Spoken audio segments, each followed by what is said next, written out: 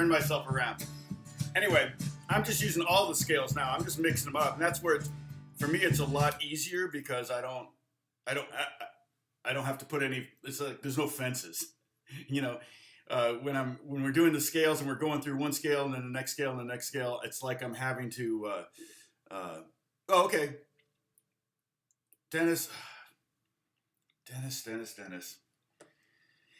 You know, I closed down Holland so that he wouldn't have any errands. Nothing's supposed to be open in Holland, so no. Anyway, no, that's totally fine. And Bruce will be here probably soon, I'm sure. Since Dennis isn't going to be here, I'll go to the Discord right now and get that link and post it. Basically, all I'm doing is I'm copying that the join link from the introduction page. It's at the top, and of course, we get all these new introductions, and I have to scroll all the way to the top. I guess I don't know if there's a fast way to get to the top, but here it is right here. So I'll pin this, so it'll be there for a while. Hey, Aslan. Bob, good to see you. MD, any tips on some Beaumont rag? Ooh, not offhand. You know, I know that somewhere.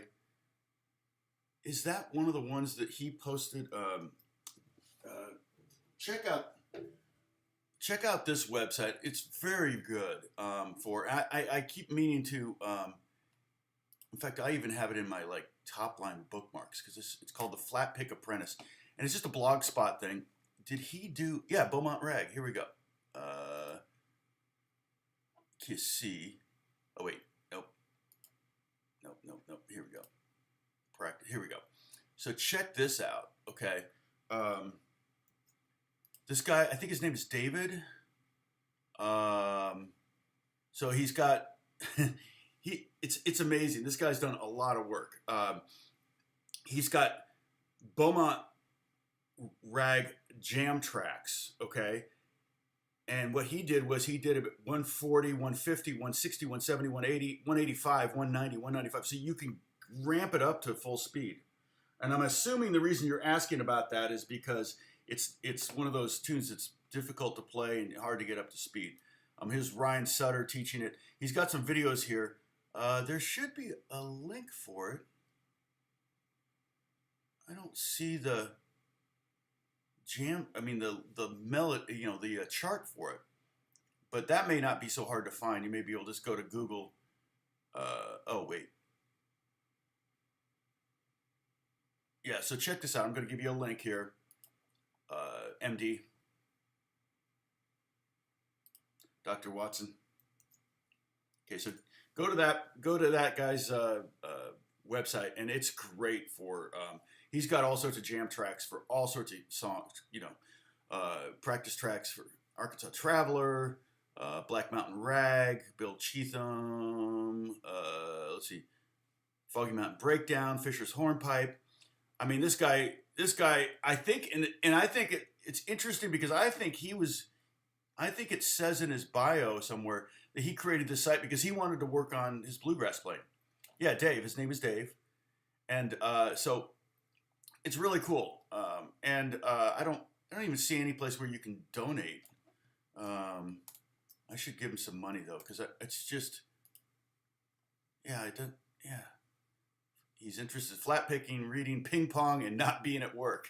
Favorite movies: Good Will Hunting, Forrest Gump, Primer, No Country for Old Men. Oh, such a great movie.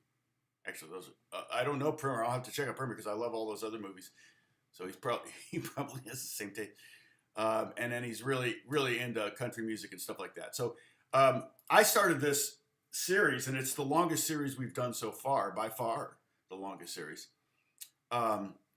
I started this series because I was asking everybody, I was running out of things to teach, and I was asking everybody, what do you guys want to learn? And they said, well, what do you want to learn? And I went, that's a great idea. Let's work on our bluegrass together. I mean, I'm never going to be a flat pick champion, but I do love playing it. And I occasionally will get called to do some stuff for a TV or a movie or even a video game or something like that.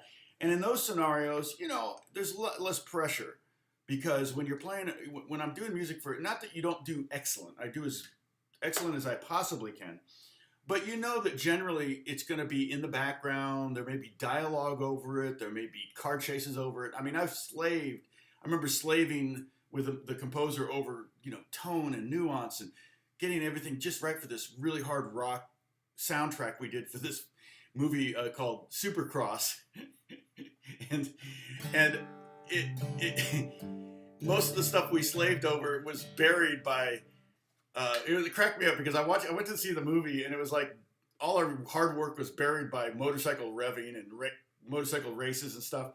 And it was even like, you know, the announcers, you know, when you have a race and there's an announcer. And I love how the main actor in the story in those kind of scenarios, whenever there's a race, right? Anytime there's any kind of contest, and especially if there's a contest that involves a lot of, you know, contestants.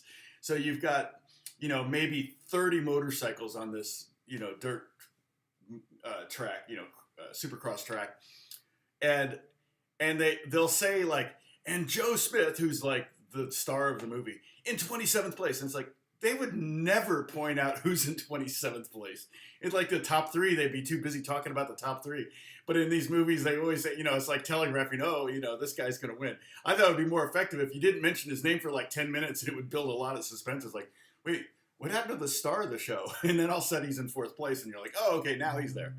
But you know, you've got the, you know, when you're doing music for scores, even games, soundtracks, TV shows, people only tend to listen to them once or twice, you know, unless they see the movie a bunch, unless the song is a feature. But if the song's a feature, that means it's probably on a recording. And that's where you really get into the like, okay, that wasn't quite right. Any little mistake is going to bug you. And if it's on an album, you're going to be like, oh, dang.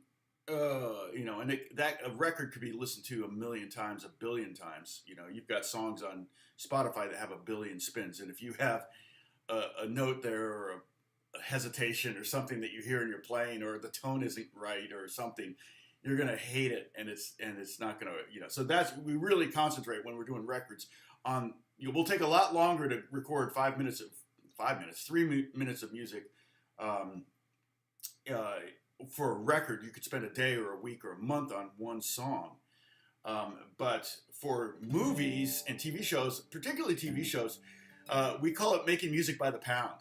You know, we literally will have a chart thrown in front of us. That's why sight reading is so important. You'll have a chart thrown in front of you, and you read it down once, and you're done. The next song, next, music by the pound. And that's why musicianship has to be at a very, very high level, because you need to sound like you've been playing that song 1,000 times when you sit down to play it and sight read it for the first time. And that's where it's really amazing. I mean, the string players blow me away on that kind of stuff. So all that to say that if I got called to do a bluegrass album or a record, I probably would not accept that, because I'm not a good enough bluegrass player to, maybe rhythm, but to play melody or solo or things like that, I probably would. I would be found out very quickly by anybody who totally listens to it. So,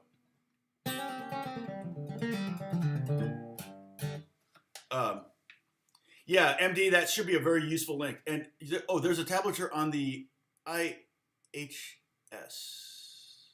on the left-hand side.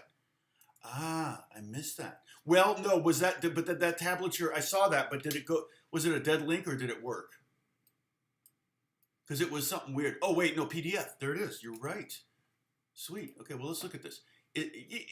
I doubt that it's, gosh, 200. That's pretty fast, huh?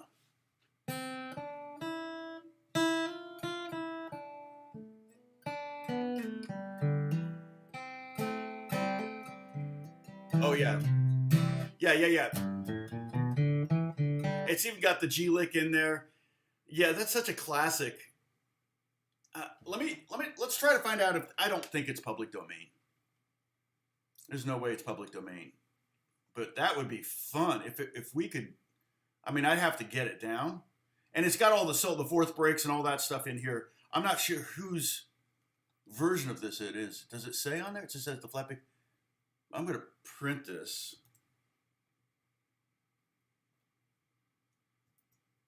So I have it. That's 5 pages. That's fine. I think I've got paper in my printer. Michael Mason, good to see you.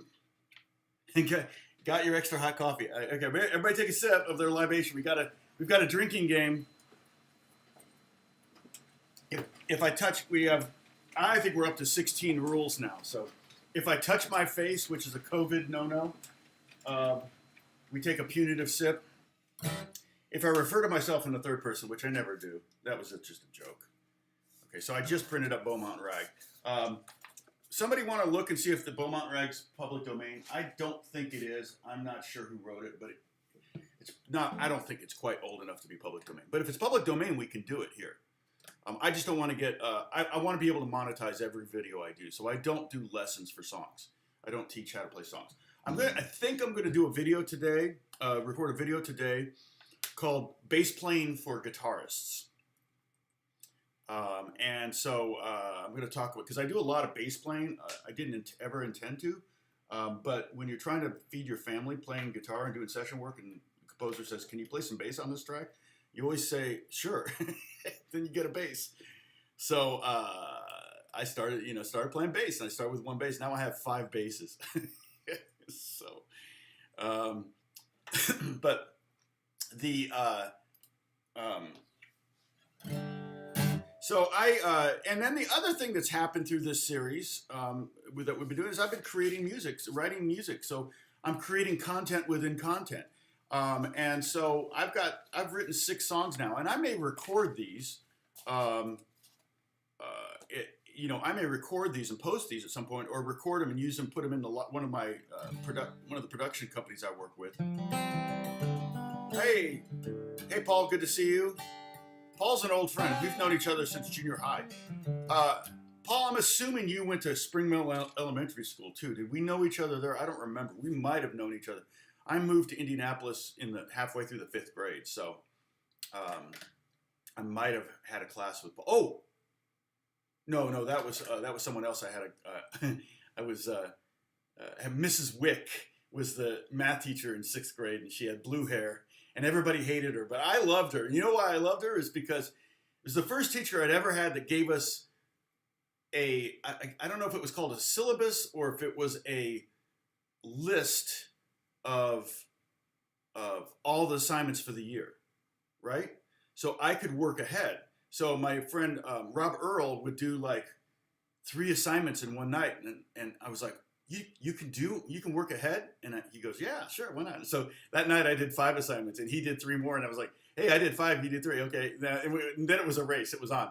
One weekend I did nothing but math, and I did 20 assignments. So I was so far ahead of the rest of the class in math, and I've always been good at math, but I was so far ahead of the class that I wasn't really understanding everything I was doing. So I was getting I was doing like B work, because I was making mistakes because I didn't understand everything. Wow, you started Spring Mill in 2nd grade. Wow, that's crazy. So yeah, we must have had a class together. We must have had, not necessarily, because in 6th grade we were in 4 different groups revolving around in different classes. So anyway, John Jeffries, good to see you. This is the best YouTube where I talk about doing math in 5th grade or 6th grade with Mrs. Wick. Yeah, this is the best channel. Also, if I use air quotes, we all take sips. If I swap out guitars, we take sips. If I leave the room, we take sips. If I say there won't be a quiz on this, or hold up this mug that says the same thing, which you can order. You can order this at my Teespring link there on my YouTube channel. I don't get a lot of orders. They did give me, I think I made $40. I let it accumulate, and then I had them send it to me, and that was like a year's worth of sales, so like $45. But hey, $45, $45.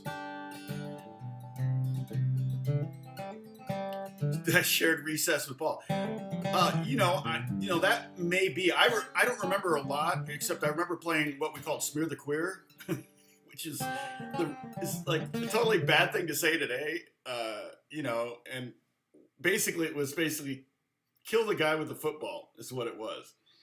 And so I don't know why you would want the football, but if you had the football, everybody you'd have 20 kids trying to tackle you and plow your face into the ground. But everybody wanted the football. We all wanted to get tackled. It was pretty fun, you know. But man, sometimes they would throw the football to you, and then they, you know, and that was I was kind of abused. Yeah, I just saw a squirrel named Mrs. Wick. Exactly. Uh, yeah, now you know when to sip. Yeah, Osland. Let's see. When else? Let's see. There are a bunch of rules. If I drop my pick, that's a sip. If I drop a thumb pick, that's two sips. Because you really shouldn't be dropping a thumb pick. It's on your thumb, for crying out loud. If I mentioned that I did all the guitars on Apex Legends, which I just did some more this week, like some amazing stuff. In fact, this year, this season 8 on Apex Legends, it really features me a lot, and I'm doing a lot of guitar solos, and they're like, everyone over there is like digging it. They're like, oh my gosh, this is so awesome. So I'm having fun doing that. Hey, Dan Dune, how's it going? Good to see you again. Let's see, Gary's here. Gary's a keeper of the list, the official Moses of the Tom Command Sips, we call him. It used to be 10, but it's now, I believe it's 16.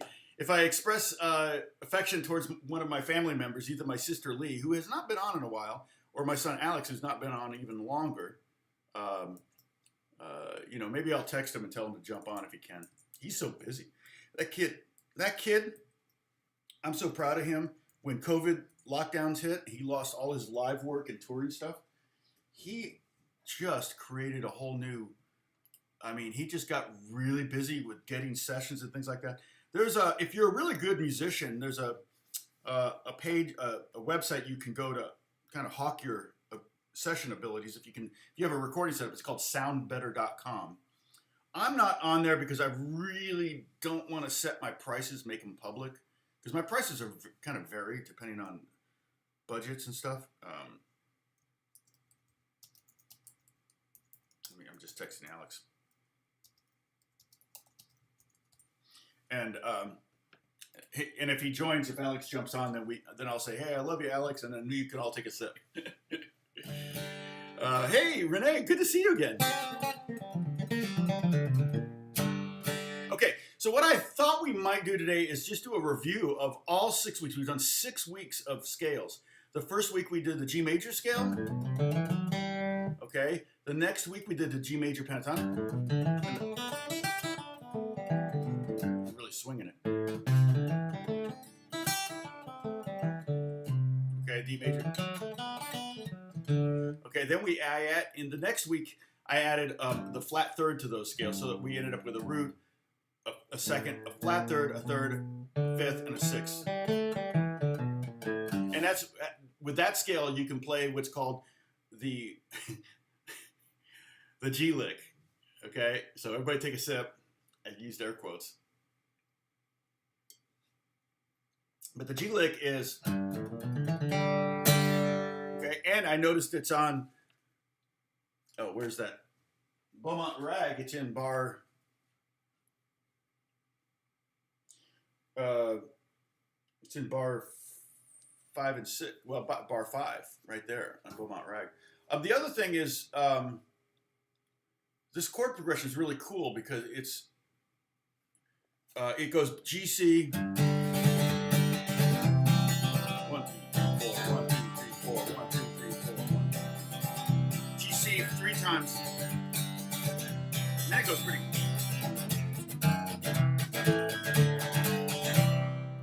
So it's kind of like a circle of fifths, almost in a way, but it goes, you think you're in G. The song is written in the key of C. In other words, there's no sharps or flats. So you could technically be.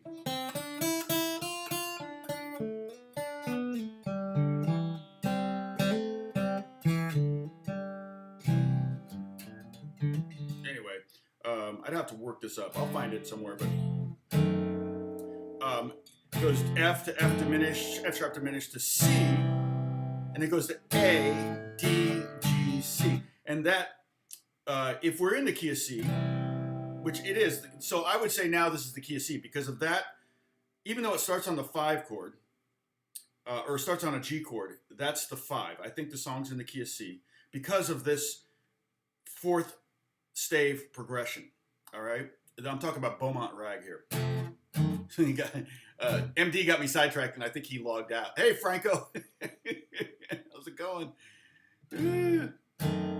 Um,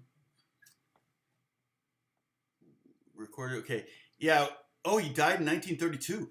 It is public domain if it's written by him. Thank you, Sam. Oh yeah. Oh, I would memorize. Yeah, I would spitball. Wait a minute. If you're in the back row, you don't have spitballs in your hair. You'd have spitballs in your hair if you were in the front row, AJ. Um, do I suggest we memorize these any skills? Yeah, I would memorize them. If you can also memorize the number notes like root, second, flat third, things like that. Like I said, I can go through and pretty much justify. I think did we come up with 11 out of 12 notes? The only note that I can't really justify was that E flat in the key of G.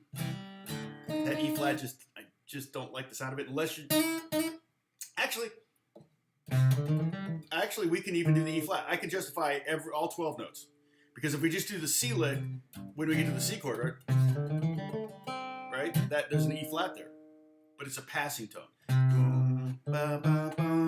When you go in D, E flat, E, you're going second, flat 3, and 3 in the key of C. So I could use literally any note. So while you're sitting there memorizing all these scales, you suddenly realize, well, wait a minute, the only scale you really need to learn is the chromatic scale, but that doesn't really help you at all. So because the scales do reveal certain licks and flavors, and we've been talking about that the last 6 weeks. We've been talking about every one of these scales, and I'm touching my face so we can take a sip, and because my nose itches. These scales all have a different flavor. It's like going to Baskin and Robbins, and you go, oh, okay, let's try this one, try that one, this one, and that's what you're doing. You're putting together. They're saying, hey, you can have 12 scoops. I'm like, really? All right, let's put this one in there and this one in. So you've got all these scales, and they're just different flavors. And so that's kind of what we're doing here. So, but this Beaumont rag thing is interesting because it goes F to C, which is the one chord, but then it goes to A, to D, to G, to C. Okay, G is the, don't worry. Okay, gosh, we're taking a lot of sips. There won't be a quiz on this, okay? But if you follow along with this, you'll understand. But G is the 5 of C, right? G is the 5 chord. 1, 2, 3, 4, 5. And the key of C is G. And if we build a chord on G, it's G7.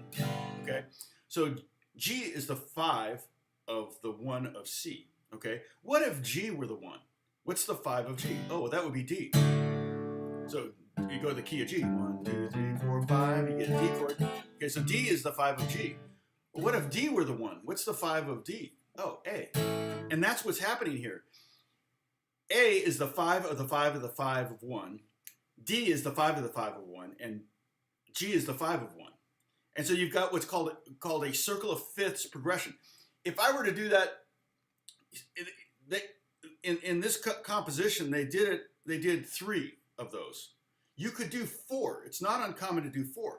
So if you're in any key, say we're in the key of C, we'll take the key of C, all right? I'm trying to make this fairly easy to understand. If I go to the third of that key, so the third of the key of C, so C, D, E is E, okay? If I play an E major chord, that's not in the key of C. E minor is in the key of C. But if I play an E major chord, it could potentially be a 5 chord. Well, it's the 5 chord of A, and the 5 chord A is the 5 chord of D, and D is the 5 chord of G, and then that sends us back to C. So you could have a chord progression that goes, right? G to, C to G, and then and that sends you right back to C, but it's this long winding path around to get back to C. We talked about this way back in like lesson probably 20 or 18 when I talked about the circle of fifths. And so it's a chord progression that's kind of based on the circle of fifths. Okay. So then we did, that was week 3. Then we did week 4, we did a compare and contrast with the G major scale. with the G Mixolydian scale, where we flat that seventh, which gives us some really cool tones over the C. I love the F over the C chord better than I like the F sharp, because the F over the C is like this suspension thing, like right. It's a very pretty kind of creates a little tension, a little like wanting, a little like wonderment, right? So that F sounds nice, and then the F over the D chord is that flat third, so it kind of gets this, right?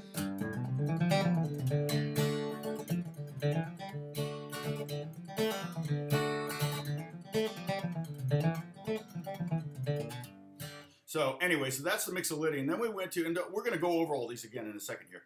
Then we went to the minor pentatonics. The minor pentatonics really create a very blues sound. In fact, the song I titled "BLUEGRASS," right? Did I not? Or was that Sad Dad? No, yeah, that was "BLUEGRASS." So I did I wrote a song for each one of these weeks, and this was the one called "BLUEGRASS." And oh, Franco, I'm making a bridge for my classical guitar. Oh, awesome! I'm so impressed when people could do that kind of stuff. And so this, these scales,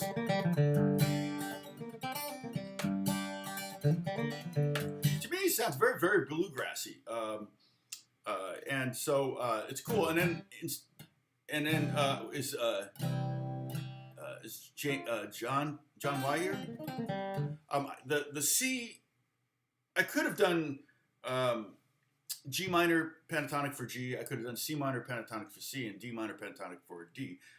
And I did 2 of the 3 of those. But the C minor pentatonic never sounds very good to me. So in the context of being over the 4 chord. We've talked about that many times. And you could do it. And if I'm just playing C and playing that scale, it sounds fine. It sounds very bluesy, but it sounds fine.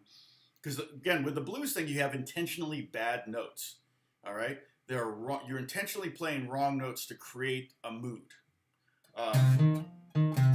And so there's no E flat in the C chord, and that's where you've got an E. So it's this contrast, with like that thing. But the way you use it is not just to like throw it on top and sit on it or anything like that. Usually,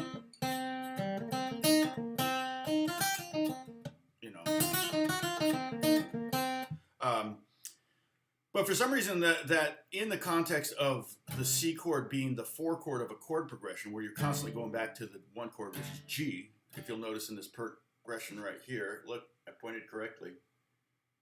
Every other chord is G. More than 50% of the song is G chords. So that would be G minor pentatonic.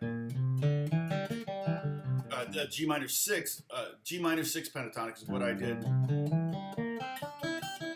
And so what it is, I took the G minor pentatonic and I took the 7th, the F natural, and lowered it down to an E across the board. And it creates kind of an awkwardy scale. But when we just use little snippets of it,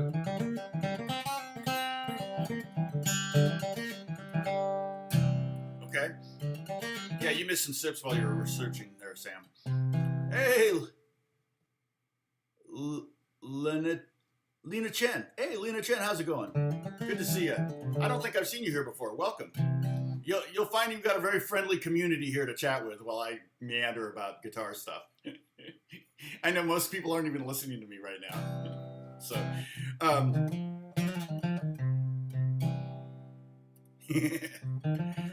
oh, I rub as a double sip? Come on. That's not fair. All right, whatever. Just, you're going to have a backup. I'm going to have a backup cup of coffee in a second. All right.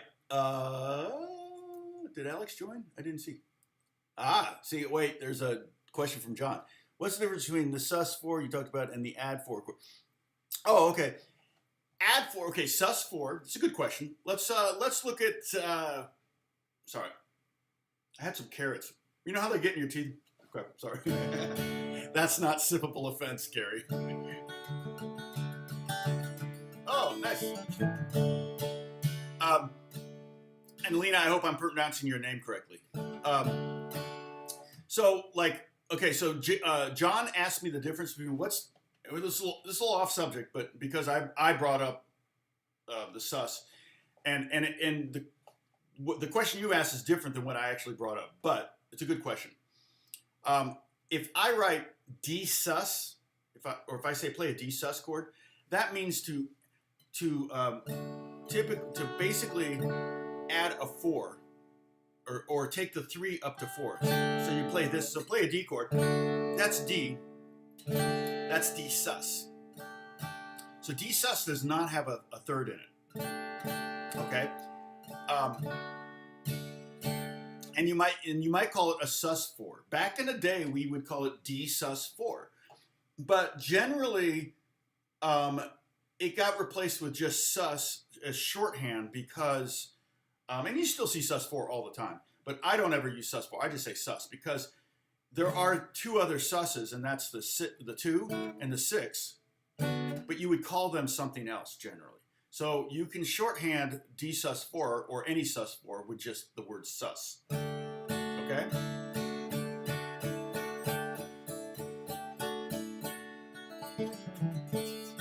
So now a D add 4, or I got rid of the add and just call it a D4 because basically what that is it's a D triad with the 4th added. So I'll show you how to play that, but first we're going to take a C chord. So play a C chord and add your pinky on the top string at the 3rd fret. Okay? So you're playing the top 5 strings. It's a C chord with a G on top. Okay? Now go up 2 frets, and that's a D add 4, or I just call it D4. I get rid of the add. Don't need the add, I don't think. But I think most people write D add 4, but I just write D4. If somebody says, what's a D4? I say D add 4. Okay? It's a beautiful chord. But it has the F and the G. I'm sorry, the F sharp and the G in it, okay? Now, some chords are hard to make sus chords. Like this C chord is hard because you have 2 E's and you have to bring them both up, which means you have to do something like this. Whereas the D sus, that's why there's so many songs that have D.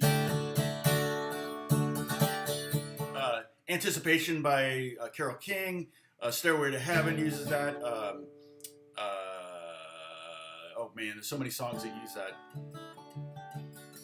Well, even I think Here Comes the Sun, but it's a very common thing. But you don't hear that too much in C because you gotta move two notes because of the way the C chord is voiced. But if you voice it with this thing, you can. Or if I want to do a C sus, sometimes I'll just go. Okay. Anyway, does that answer your question, John? Okay, I guess so. He said thanks again, Tom. Okay. Hey, Jan, what's going on? Jan Landman. No, it is not. It is not an 11th chord. 11th chord is a totally different chord. And at 11, yeah. A sharp 11 is another thing. That's where we were talking about. Like a C sharp 11. That the which is a sharp 4, also the same thing. Sharp 4 and sharp 11 are the same note, but that would be Stairway to Heaven, right? It has that. More Than a Feeling uses. You're right. Yep, that's exactly right. Yeah, it does. Yeah. Gotta be careful. I don't want to get. If there's a gap in this video, it's because YouTube made me cut that out. At least they let me cut it out and keep it monetized. But I've had to do that once, and there was like a 20-second gap.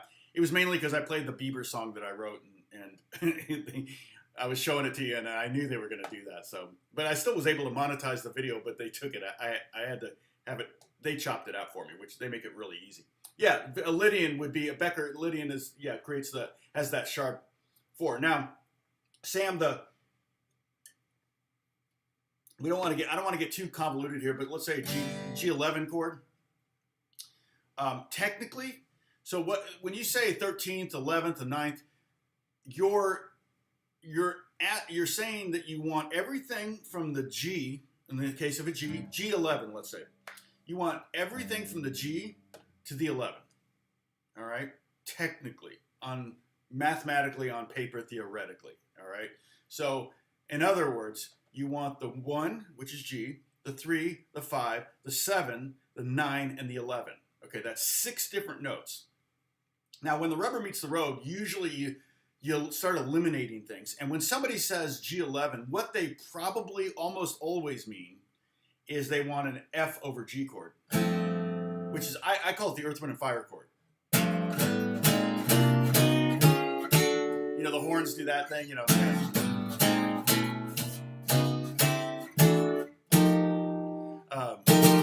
And you just imagine horns doing that. When I played guitar synth, when I was having to hawk the crappy, I mean, I'm just not a guitar synth fan, but it wasn't crappy. It was totally fine. But the guitar synth for Roland, when I was teaching clinics back in the 90s, they were one of our sponsors, and that was one of the things they wanted me to talk about in the class, and I was like, so I pull up the horn patch, and I do, and it sounded pretty cool. Like, if you just go like,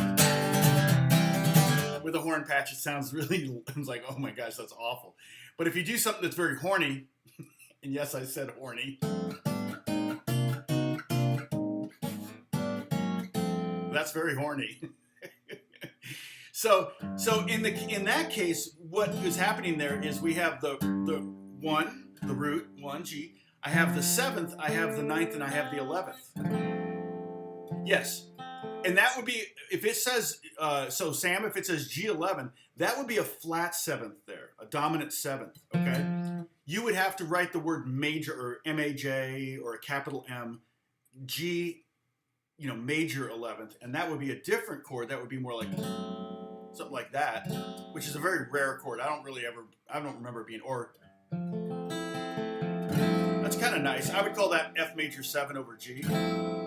Oh, no, that's the 13th. Sorry. There's a 13th. So actually that E, no, it would have to be F sharp. Yeah.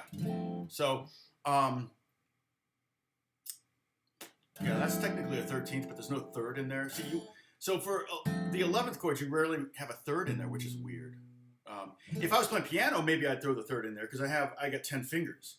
It's like a 13th chord is technically the 1, the 3, the 5, the 7, or flat 7, 9, 11, and 13. That's 7 notes. You only have 6 strings on this instrument. So you can't play a full 13th chord, and nobody does. Even piano players don't. Usually, in fact, when I say play a 13th chord, I usually don't even put a root in there. So if I say play G13, I don't put a G in there, because if you're playing a 13th chord, you're probably playing jazz. And if you're playing jazz, you're probably playing with a bass player. And he can cover that G note. Let him play the G. You know? So anyway, sidetracked. That was one giant squirrel that was. Okay, so we did the minor pentatonics, and then this week we did the minor pentatonics, but we added the blues note in there. And then I wrote, the song this week was what Sad Dad Bachelor Pad. What's our song next week going to be called, do you know? Because we're doing the Dorian, we're going to do G Dorian scale for the whole week. I'm going to show that. Sorry, it's held for review, but I got to. Hey, we got some good 56. What the heck? Good job. We got some people showing up on a Friday. All right, so still don't see. Where's Alex? Alex must be busy or sleeping. One of the two. So we did all those things. Okay, so I'm going to go ahead and play Sad Dad Bachelor Pad at 100 beats per minute. And this was the song for this week. I'll go to the top. Hopefully I'll play it. Gotta remember it. A lot of accidentals.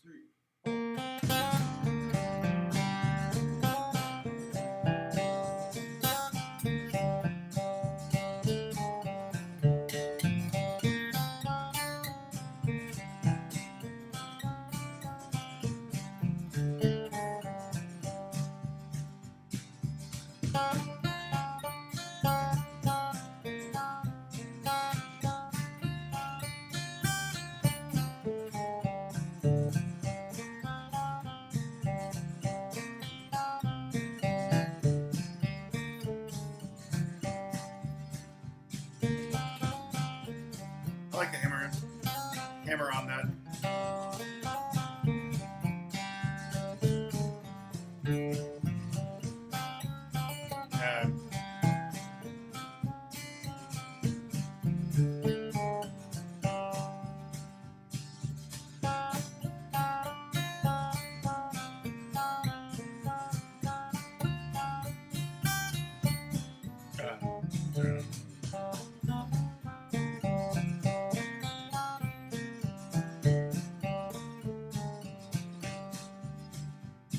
So that's at 100. I could speed it up. I could go to 150 to jump up to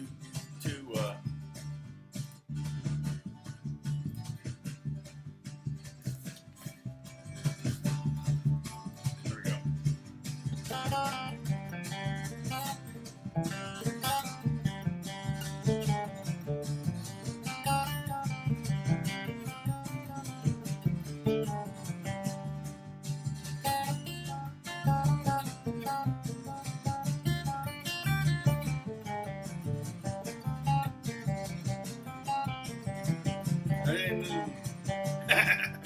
Messed up. You get the gist.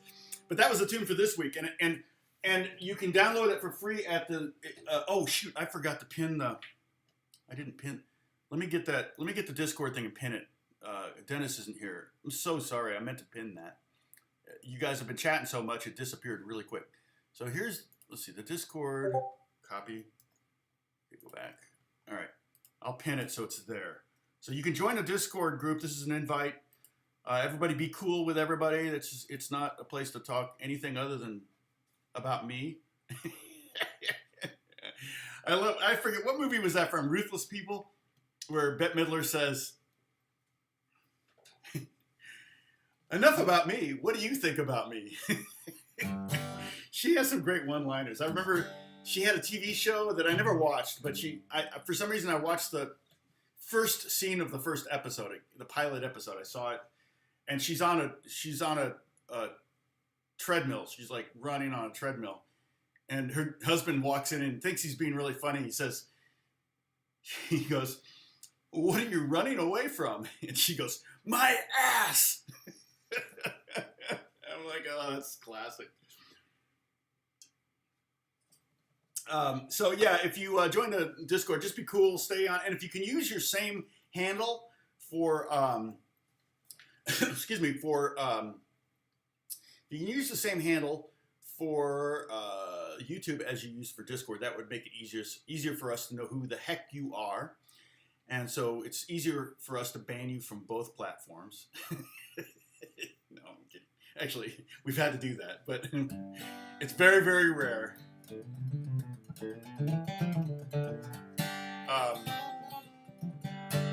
And then the other one was, let's see, the other thing I was going to say was, oh, yeah, any diagram, like the ones on this, and this here, right here, these diagrams, they're all uploaded as pings, screenshots, and all of these PDFs are uploaded. You can download these and print these and share them, use them as teachable if you want to teach somebody, you know. And each one of these is a specific. I should have written the scale that we're using. That's the stupid thing. I didn't write the scales. I should have done that on these. Maybe I'll do that next week so you can see the names of the scales. Maybe up here in the corner here, I'll put what scales we're using, or even the notes in the scales or something. I find that that's really helpful because that's the instructive thing. You're like, wait a minute, why is this lick or this melodic idea making me feel a certain way? Oh, well, that's because it's got the sharp 11, or it's because it's got the flat 3, or it's got the flat 7, or the, you know, there's, so there, I like knowing the math kind of behind some of these scales because it explains sometimes, you know, like if you're looking for like, well, you know, because I'm a kind of, like I said before, earlier in this video, I'm a math guy. I always like math. And so math helps explain things, and you can do something and it works and you don't know why, and then you can go back later and figure out, oh, that's why it worked, or that's why it created this tension, or that's why it created this emotion. And that's what happened with a lot of the Beatles songs. You know, Beatles didn't exactly know what they were doing, but when they, you know, when they go that minor 4 chord, it's like just they did it because it sounded good. Oh. Tom, see the copyright still on 2020. Where is that? On this, Sad Dad Bachelor says 2021, but some of these older ones say 2020. But that's because I wrote them in 2020. So, and the first, Jan's Reel doesn't even have a copyright number on it. So,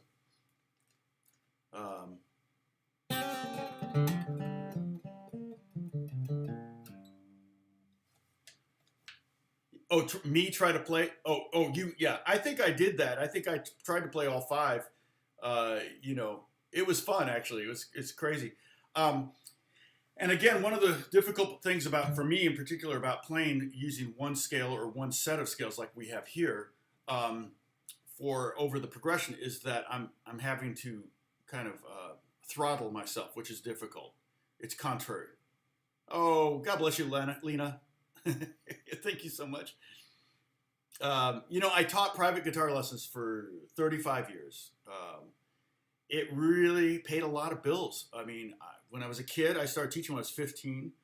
I taught pretty much until I was about 50. And I really pulled back from teaching because I was, you know, making most of my money from royalty work, you know, writing music for TV and stuff like that, and doing sessions, that I really wanted to concentrate on the things that would continue to pay kind of as an annuity the rest of my life. But I also taught clinics in the late 90s for 3 years where I would travel around the country teaching as many as 200 guitar players. And I'll tell you, that was intimidating. There were many, many times where early on, I remember, I remember the first two clinics I taught for Maranatha. One was in Phoenix. I think that was the first one. The next one was in Detroit. And I was so glad that it was poorly attended. They weren't, because they lost money on those weekends. But I was glad because I only had 20 guitar players in the class. And I intentionally wore like baggy dress pants so you couldn't see my knees shaking. And this would have been like April, May, June, something like that.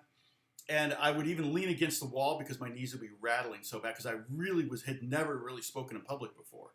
Never taught a class before, just private lessons. And they hired me and knowing, I mean, I told them, I said, I've never done this before.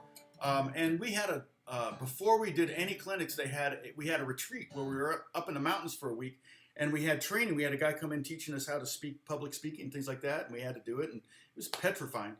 And I always hated, you had to take speech class in school. I hated it. But yeah, exactly. Yeah, I always say it's like turning a corner and seeing a whole new horizon of stuff. Easy. Whenever you learn something new, you're like, oh, cool, I just turned a corner. Oh, no. It's like, oh, no. It's like this.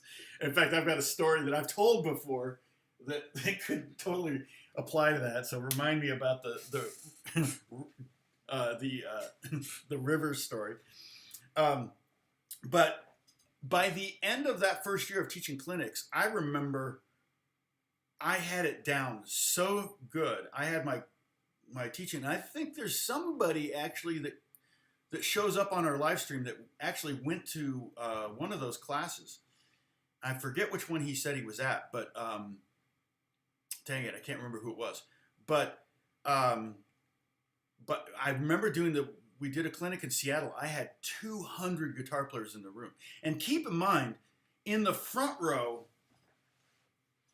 there were usually 10 guys just sitting there like this, looking at me. And a lot of times, I mean, I was in my late 30s. A lot of times there were guys older than me and stuff like that, and they're just sitting there going like, man, impress me. What are you going to teach me? Right? You know, I could see it in their eyes. And first thing I decided was I wasn't going to try to impress anyone. Because I knew that if I tried to play some flashy lick, I'd totally flub it because I'd be nervous. Exactly, concentric circle, exactly. Gary's spot on. And so that's kind of where I started when I was teaching clinics. I was like, you know, I'm not going to try to impress him because if I make a mistake, if I you know, do something stupid on the guitar, they're going to be like, this guy sucks, you know, whatever. And so basically all I did was I started just sharing stuff. And one of the things that I did, which which they really dug, was like I was teaching the acoustic class, and I was saying, hey, here, what if you have two acoustic guitar players?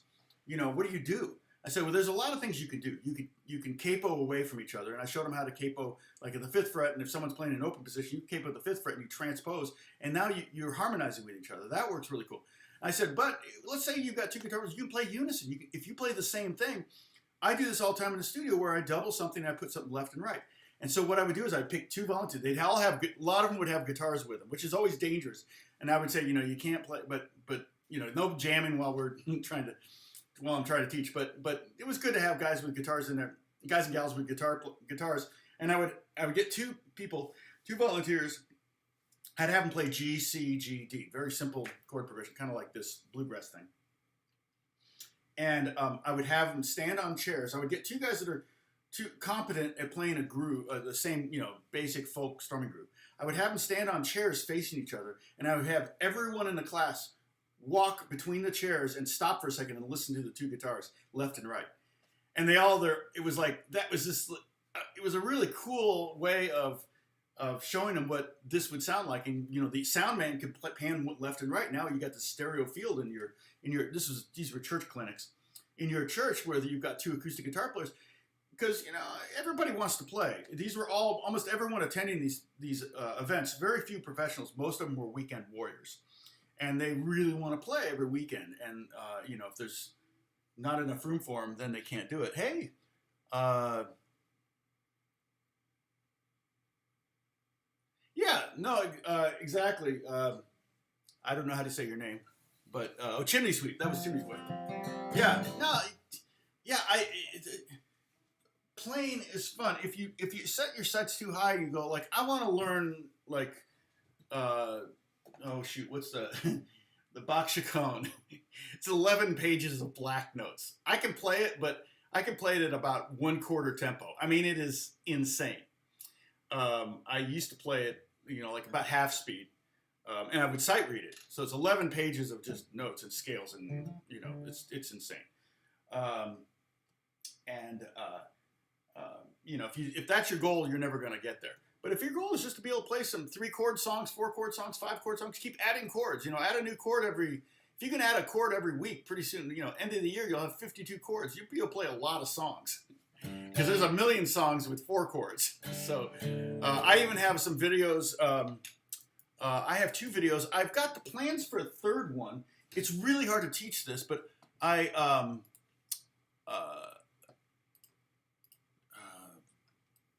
see.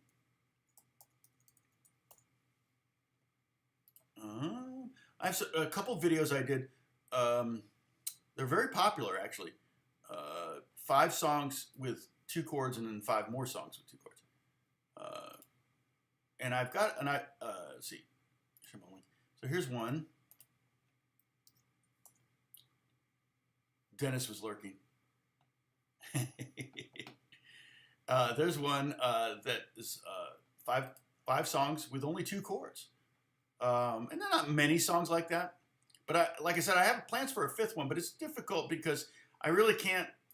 I don't want to sing the melody. I'm just showing you the 2 chords and saying this is the song, basically. Like Dreams by Fleetwood Mac is just F and G. So, but the problem is it's F and G. F is a kind of a hard chord to play.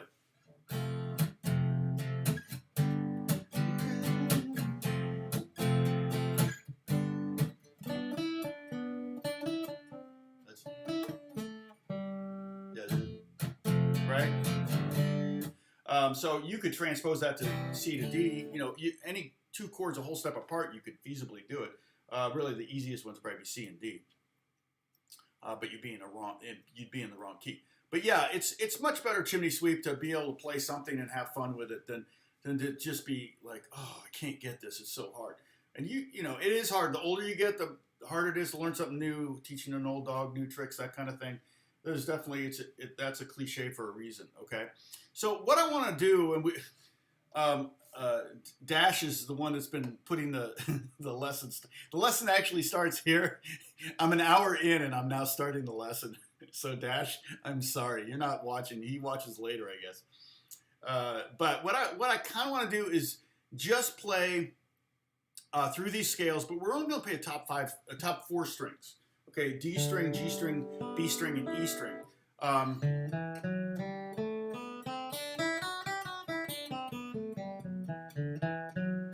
And maybe land on the root of each of those scales. And then what I was kind of thinking of doing is maybe playing the jam track a little bit and then letting you just kind of jam over it, because I think you guys can hear the jam track, but I don't want to play over it. I'll let you play over it for a little bit. But let's go over so we'll just start with the G major scale.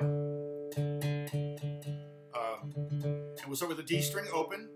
Sorry, Holly, you're going to have our pinky note. Second finger on the 2nd fret, pinky on the 4th, open G, 2nd fret, open B, 1st fret, 3rd, open E, 2nd fret, and then G, 3rd fret. Backwards, 3, 2, 0, 3, 1, 0, 2, 0, and then 4, 2, 0. And then maybe go back up, 2, 4, G. Okay? So if you could play this.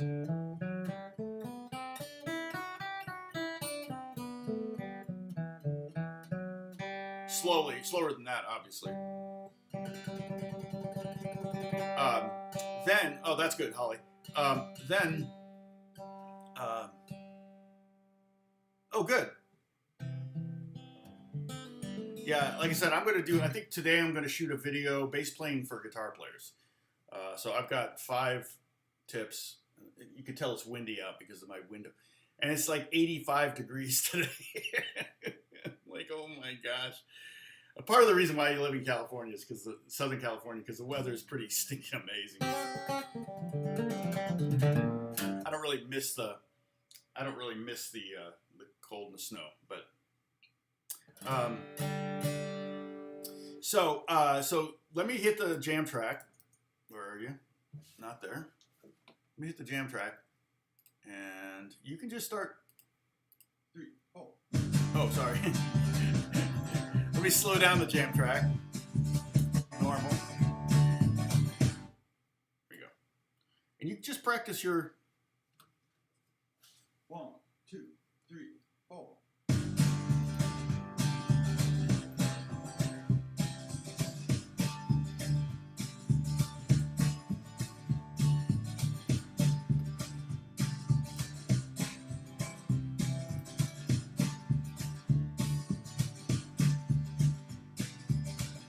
Oh yeah, I can do that.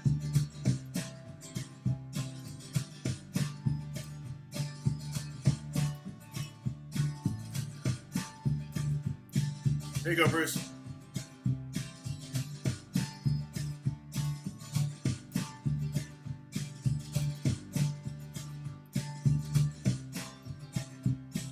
So just mix it up a little bit, you know. And if a note doesn't sound good, like over the D chord, try to find a note that works over the D chord, and then try to remember that. But you won't remember it every time, the first time, the 3rd time, or the 10th time, but maybe the 20th time.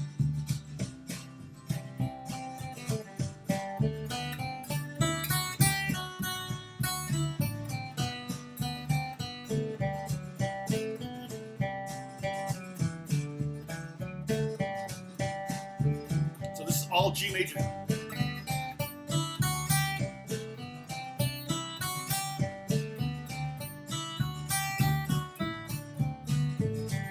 I'm just playing the scale up and down.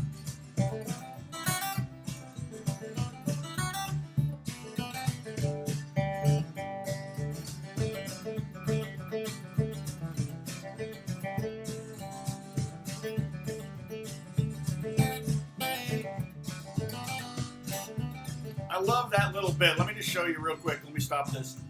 One of the things I love about this scale over the D chord, I love playing it. Okay, Holly, sorry, but the wind is just kicking. Oh, let me shut this. Annoying. So, a little darker in here now. Oh, I touched my nose. Everybody take a sip. Cheers. We had to take a sip because I touched my nose. Oh, wait, I'm going to take another sip because I used air quotes.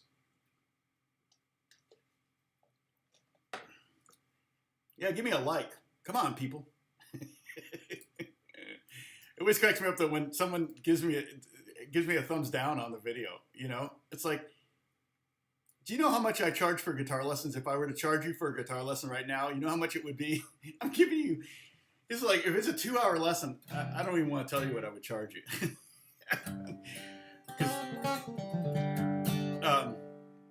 So let's see.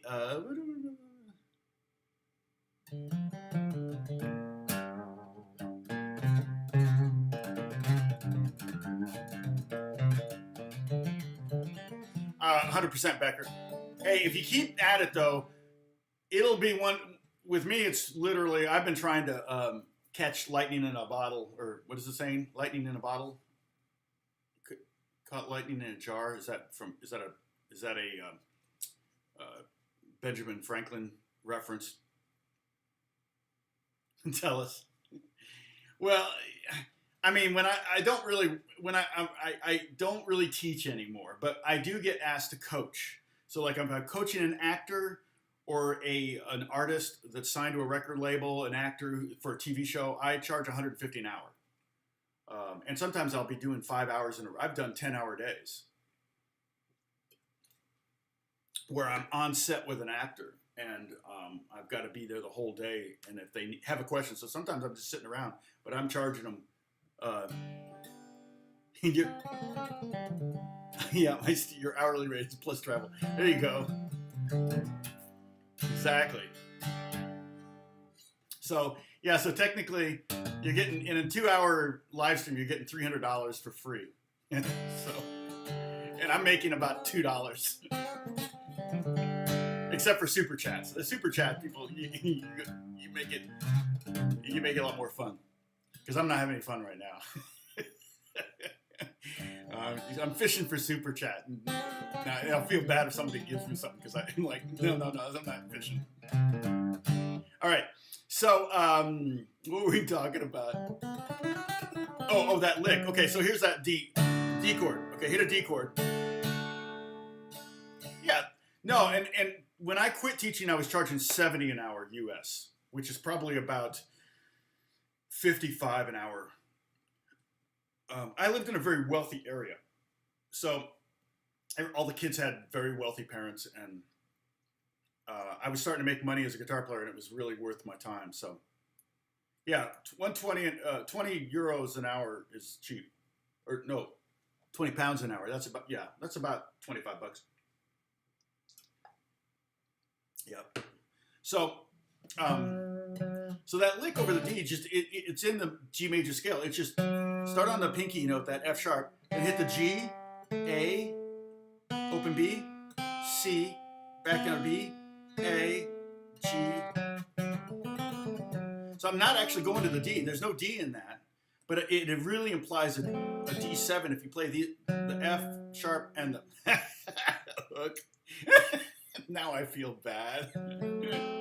Fishing for super chat. And then you play the A. That A is the 5th of the chord, and the C is the 7th. So you're creating kind of a D7 without a D in there. But I just love the sound of that. So when it's going by, hey Nathan, where's Nathan? What? Who's Nathan? Is that what Hook's real name is?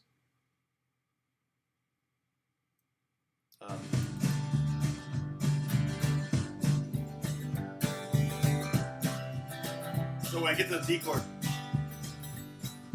isn't that great? And it's just a snippet of the G scale. It's the 7th, the root, the 3rd, or 2nd, 3rd.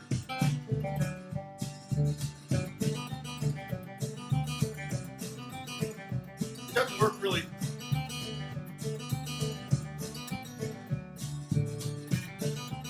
It doesn't work on the other chords as much. But anyway, that's kind of fun. Okay. Now, let's go to the next scale. We're just going to kind of review these. The next scale was the pentatonics. So, kind of like the blues, we're just going to keep it simple. Kind of like the blues. Okay, no worries, Becker. You take care of business. Oh, your real name is Jeff. I knew that, Hook. I knew that. I remember that because I've known that for somewhere. Hey, Lee, what's going on? Lee Cornwall. I'm guessing you're in England. I got a lot of viewers in Britain, or as Americans say. Can I play any classical? Yeah, I play classical guitar. Yeah. You know, I mean, I studied classical guitar in college. I don't really have a thumbnail.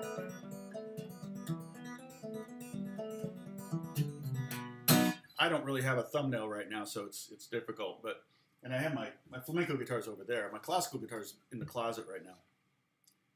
In fact, I need to because it's so hot here in Los Angeles right now. It's like 85. I need to make sure my humidifiers are running. So sorry, Renee. Holy crud! Where are you, Renee? I forget. So let's, but you could get away with just playing the G major pentatonic. So let's just do the top 4 strings of the G major pentatonic. Okay, so we're gonna start with the D, open D, 2nd fret, open, 2nd, open, 3rd, open, 3rd. 3 0 3 0 2 0 2 0. That works over all 3 chords. In this week, this was the 2nd week of the 6 so far. I showed you all 3 pentatonics, but I want to just keep it real simple. So you have the G major scale, and then you have a simpler version of the G major scale. G major scale is 7 notes. G major pentatonic is 5 notes. So it's a little bit more what I call hollowed out. It's a little bit more open sounding. Okay. So I'm going to run the jam track. I'll go to the top, and there's probably a button I could hit that would actually go to the top, and just noodle around in those 8 notes. 3, 4. I'm going to let you play. I'm going to read.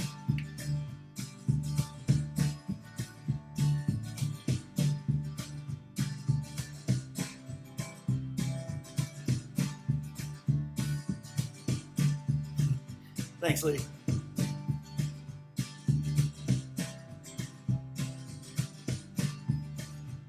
Oh, nice, Sam.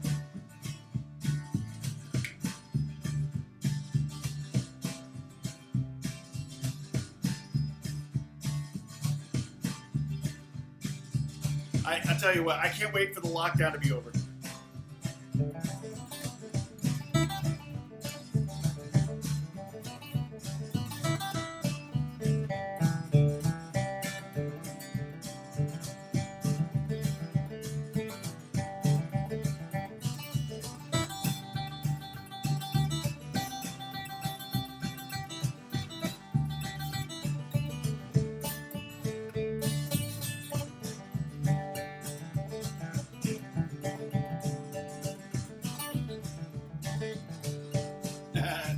Song needs a hook.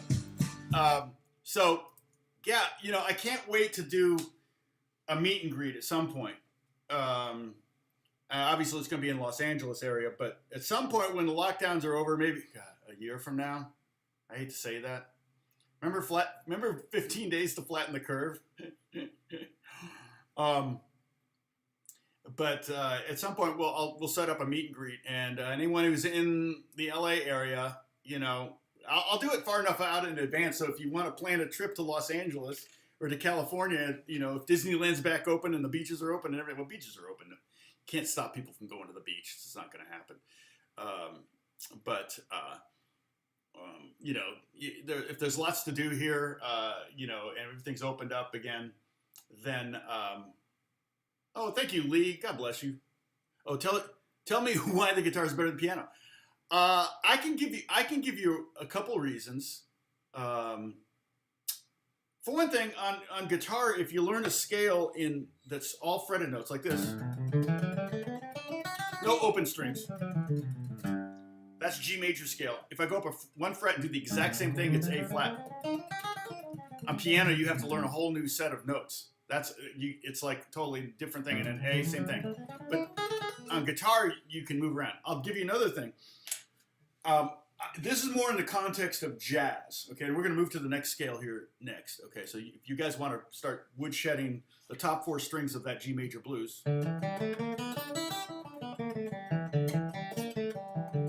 start working on that. In the context of jazz, I think the best soloing instrument is saxophone. Like, I don't know, alto, tenor. I mean, I love tenor. I love, trumpet's great too. I mean, Miles, don't get me wrong, but trumpet's probably it's probably be sax and trumpet. And the best comping chord instrument is obviously the piano, because you got everything available and you can do all this, right? And there's only 2 chord instruments in music generally. You got guitar and you got piano. And you got vibes, marimbas, and things like that. I guess you could say that's a harmonic. Thank you, Dennis.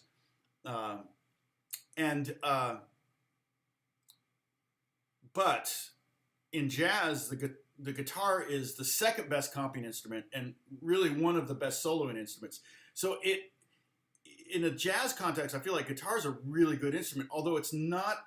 If you're going to have a quartet or a quintet, you might not have a guitar player in it. And in a big band, the guitar player really gets very little love. It's usually the horn players that get all the love. In a big, in a 20-piece big band. But I do feel like guitar is a really good instrument. The other thing about guitar and piano is piano, you can only play this E in one location.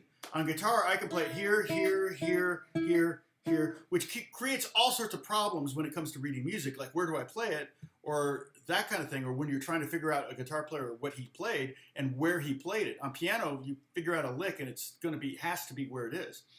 But each one of those notes has a different timbre. A piano player has one E and it has the same timbre. You can't change the timbre. You can hit it softer and harder, but guitar players can do that too. And yet, like this E sounds very different than that E, and that E, and this E, especially to the trained ear.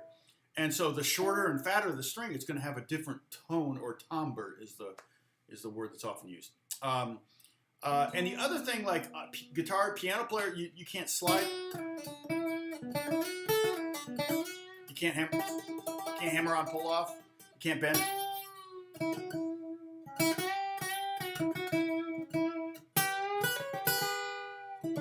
None of that stuff you can do on keyboards. Now, Jan Hammer would do it with a synth on a synth with a pitch wheel. So yeah, okay, technically you can do it there. But even the slide thing, they can't do the slide. See, when you do a slide, you're hearing the notes in between. Django Reinhardt, who only had 2 fingers, is one of the best jazz players of all time. He only had 2 fingers on his left hand, so he would do chromatic scales like that, but he would pluck every note. And that's really try to get that, to sound like yeah.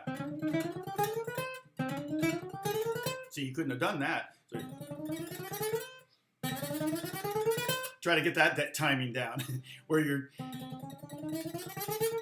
it's really hard. But he made it sound like he was going like this. Yeah. I have to start. Where's Sam? Yeah, and Becker. I got to start that chromatic with a downstroke.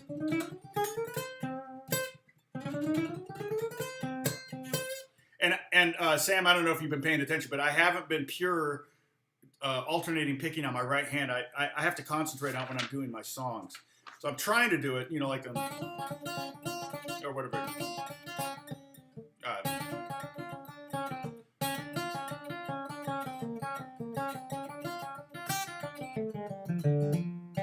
Yeah.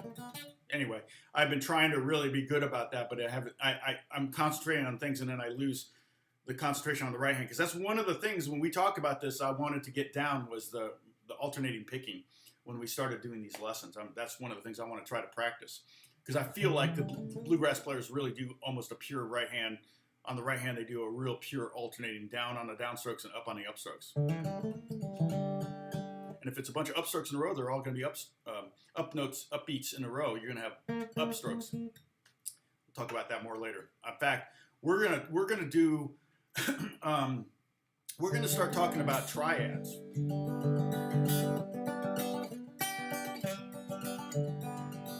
So we're going to do like a bunch of G triads.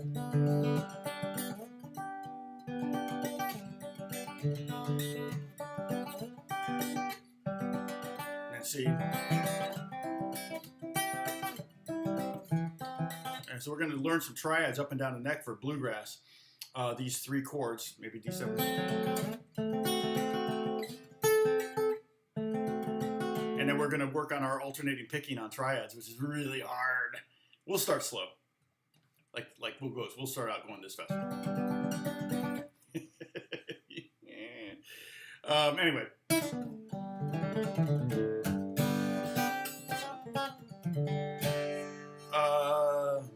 Yeah, and guitars look way cooler. And guitar is a lot more fun to be playing and being the lead singer of the band. I mean, Billy Joel, still, you're sitting down when you play piano. I mean, I guess you could stand and play, like, I mean, still the best live piano player was still probably Jerry Lee Lewis. And my stepdad back in the day when I was in high school, he was always investing in weird things. You know, it was like people were always trying to get rich quick. And not my stepdad was very smart with money. He taught me everything I know about the stock market and things like that. But he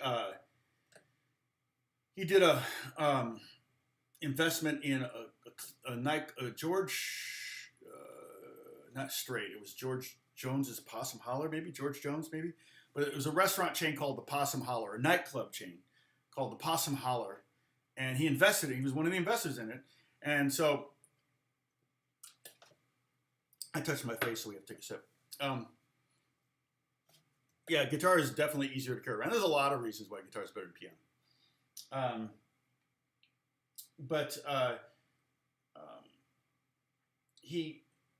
They would have different artists come into this nightclub, and they booked Jerry Lee Lewis to play, and I was like, oh, cool, you know, he's pretty famous, you know, and this is in Indiana, so it's like not many famous people go to Indiana except maybe on the last weekend of May, and so I went. Part of his rider, his contract with he wanted a white grand piano, and they didn't have a white grand. I don't even know if they had a grand piano. They may have had a grand piano, but they needed to rent a white grand piano, and they went around, and I guess they made the mistake of saying who the piano was for, and nobody would rent them a piano because they knew it was for Jerry Lee Lewis. And I don't think my stepdad completely understood what that meant. He wasn't a music fan, and so, which is ironic because he invested in a music club, but he didn't really. My stepdad couldn't carry a tune, and he really wasn't much into music at all. And he was a great guy. He's an actor. He actually did a lot of acting. He was in a lot of commercials and stuff. But he didn't know much about music, and so they were going around to these piano stores trying to rent a white grand piano, and nobody would rent one because it was for Jerry Lee Lewis. And he goes, what's the deal? And so they ended up having to buy one, and they bought a white grand piano, and by the end of the night, it was worthless. He trashed that piano. In fact, he didn't even show up for the gig. He was so late for the gig, they had to go to the hotel, and I guess he was in a bad place. This would have been late 70s. He was in a bad place. And this is not like a big concert club. It was probably a 350 to 500 seat venue. So he was probably at the waning part of his career. He probably wasn't too there. So he took all his anger out on the piano. He didn't light it on fire, which he'd done before, but anyway, so that was okay. So yeah, Dennis created. So everybody be nice to Dennis, or you won't be on that channel. So let's go over the G major blues, starting at open D, 2nd fret, open, 2nd, 3rd fret, open 3, open 3. So it's pretty simple. It's almost identical to the other scale we did just a second ago, except it's got this B flat here. Backwards is 3-0, 3-0, 3-2-0, 2-0, and then maybe go back to 2 and open G.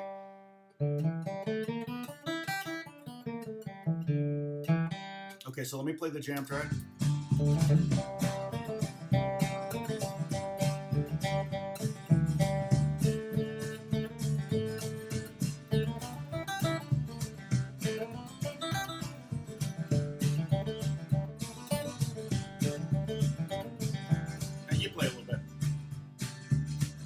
sounds great. Good job.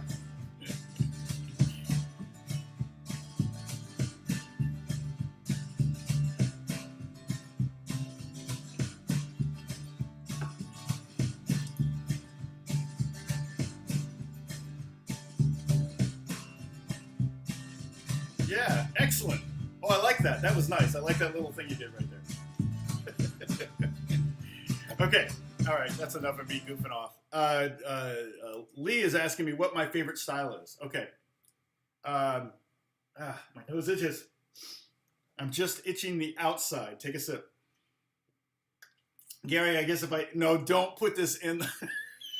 But if I itch the inside, that's 2 or 3 sips, maybe 10 sips, maybe just end the stream. Lee is asking me what is my favorite style, Tom. This is the 100% honest truth. Okay, Lee, I'm going to tell you because I play in a lot of styles, and the honest truth is, and hopefully this will make sense to you, is whatever style I'm playing in at the moment. That's my favorite style. Okay, I really have no particular favorite. I like playing guitar. I'm very, very, very fortunate to make a living at it. I was just talking to my friend who's a drummer, Russ Miller, yesterday, and we're both like count our blessings that we're able to make a living at it.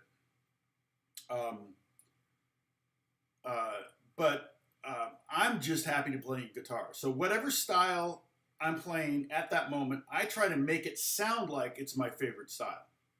Does that make sense? Hopefully that answers your question. I know what you were trying to do is say, oh, what are you best at? Or, what, and I couldn't even tell you because I don't even, you can't even quantify some of this stuff. I can tell you where I'm not good at, but, but at the same time, people pay me to do it. So it's like, I'm not a great oud player, but I played a lot of oud last year.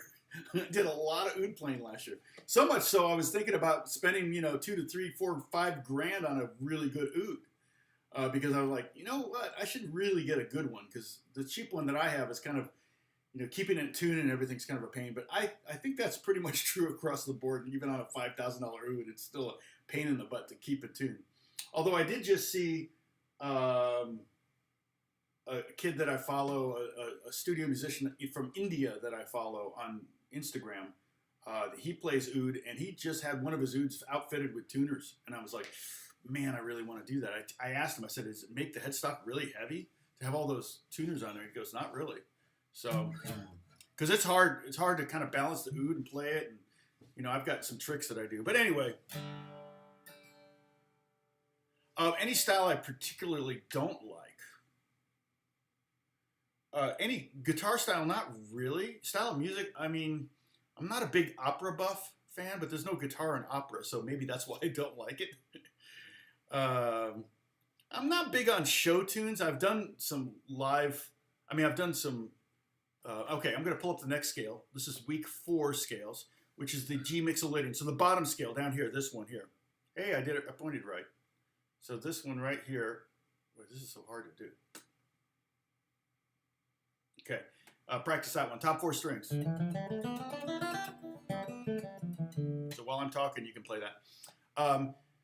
I've done some theater work where I'm sitting in the pit playing in them, and I'll tell you the main reason why I don't like doing it is because you're doing the same music every night, and I don't like that. Anytime I have to do the same music every day, not a fan. It starts to feel like a job.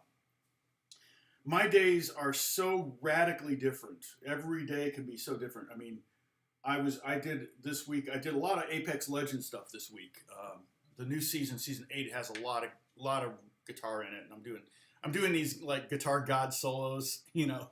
Let's see, so we can play one here because I can play it out of context. I don't think it matters here, but and then I was also doing acoustic guitar for a Panda Express commercial, and then I'm doing a live stream, and I did some writing for a TV show. So every day is different. Let's see here. I was just working on this. Okay, I did a bunch of solos here. I have no idea what this sounds like, so I'm just gonna pull it up. I don't remember. This is out of context. I gotta be careful. It could be really loud.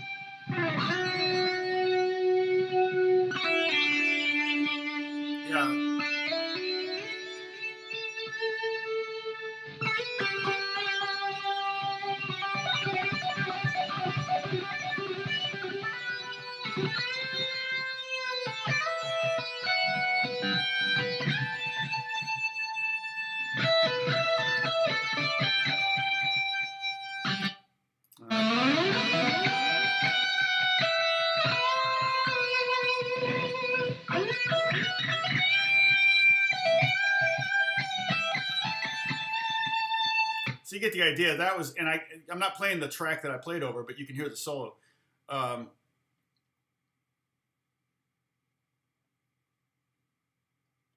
Yep. Yeah, on his wedding night, Sam. Django burned his hand on his wedding night. In fact, not only did he burn his hand, he burned his whole left side of his body. He was in the hospital, I think, for 6 months, if I'm not mistaken, maybe 6 weeks. But the number 6 is in there. It's not 6 days. It was a long time. And he was just he was more of a banjo player, because back in the day they played banjo, and it wasn't like the banjo. It was like 4-string banjo. They would play banjo because it would cut through. Because the banjo head would, you know how loud banjos are. It would cut through in a nightclub. So originally, a lot of those gypsy jazz guys, you know, they would early on they were playing banjo. So, but yeah, I'm a huge Django Reinhardt fan. In fact, I'm in the middle of a biography that I keep putting down and picking up and putting down. It's one of those things. It's kind of a biography you can kind of do that with. It's not like you forget the story, you know. Yeah, they totally told him he would never play guitar again, and he became one of the most influential guitar players in the history of guitar playing. He didn't live very long because he smoked a lot. He smoked. I think he said, May 53. He was 43 years old when he died. He was smoked a lot. So I'm pretty sure he died of lung cancer or something like that. So okay, so we have this the G Mixolydian. So go open D, 3rd fret. I'm sorry, 2nd fret, 3. So 0 on the 4th string. 0, 2, 3, 0, 2, 0, 1, 3, 0, 1, 3. It's got a little symmetrical bit there. You got 0, 1, 3, 0, 1, 3, and then 3. There's your root. This has an F natural, so it's a flat 7th. So if you can play it, starting on the D, all the way up to G, and back down to the D, and then up to the middle G there.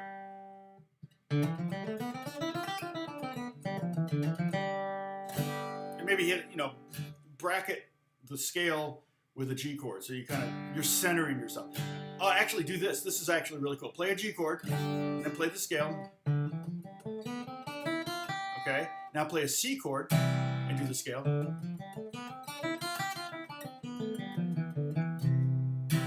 Okay, now play a D chord. Okay, and you can hear the idiosyncrasies over each of the individual chords, because you can actually get away with playing this scale over the whole progression. All right, let me get this.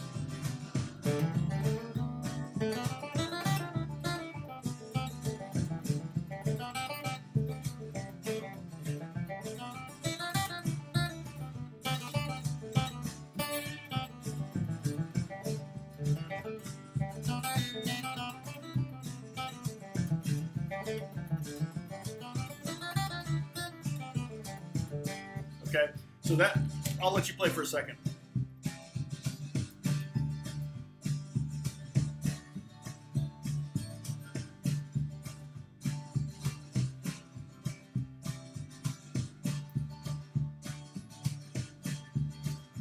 Yeah, that sounds great. I'm such a jerk. Wow, you've really gotten better. I get those backhanded compliments. Wow, I really appreciate what you were trying to go for there. Hey, a gun. Still got the blues. Oh, you do. Oh, Ali Bata still got the blues. Okay.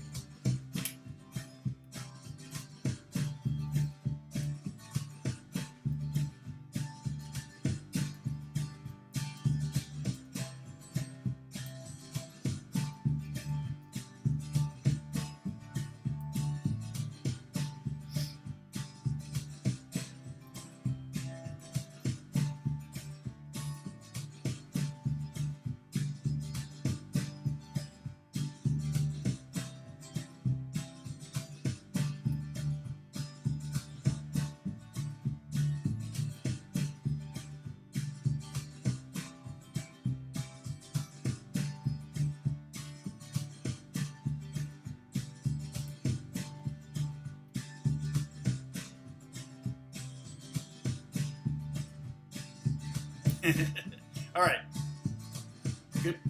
Good on you. Okay, so let's do the next scale, which is the G minor pentatonic. Let's just do just the top scale here, just this one up here. Okay. Let's just do that scale, and starting on D, open D, 3rd fret, open G, 3rd fret, 1 3 1 3, 3 1 3 1 3 0 3 0. Notice I'm leaving my first finger there. You don't have to do that.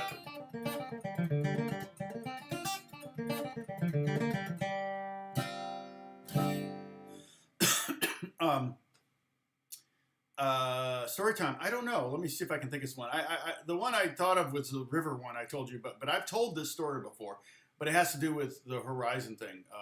Talk about like the more you learn, the more you realize you have to learn. It's kind of plays into that. Okay, so this scale you have a root, a flat 7th, sorry, a 5th, a flat 7, a root, a flat 3rd, 4, 5, flat 7, root. Tickle in my throat. I don't have COVID, don't worry.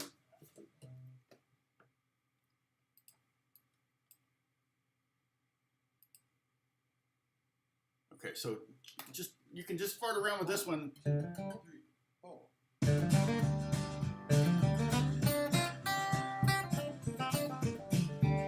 And that scale, it's not perfect over every chord, but it can totally be used in a pinch. Okay?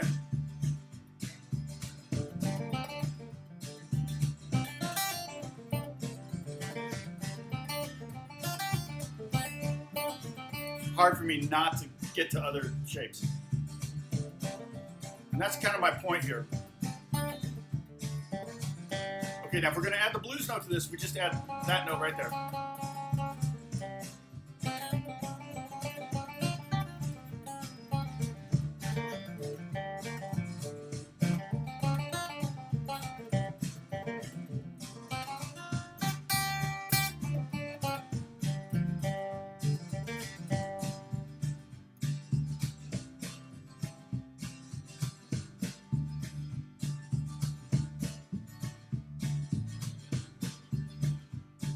Sorry, Avito.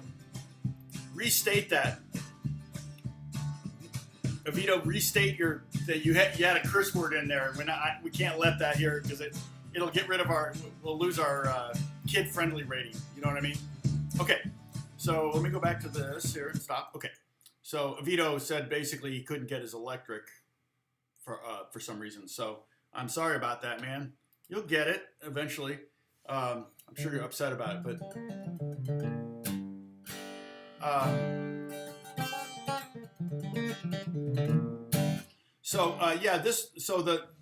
all we do to make this G minor blues is to add that 2nd fret on the 2nd string, that note there.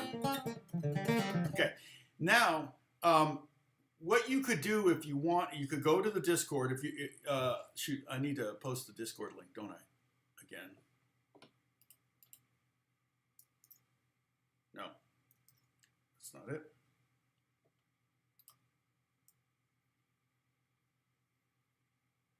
Okay. Where's the Discord link? Let me grab that real quick. Copy. I'm going to try to.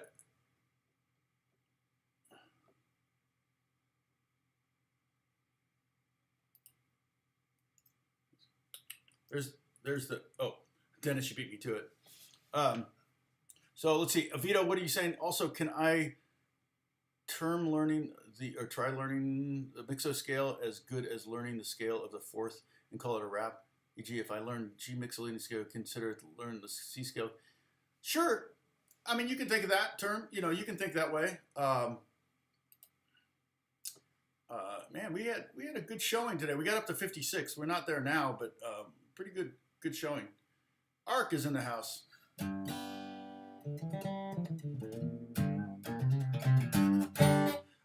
Good to see you.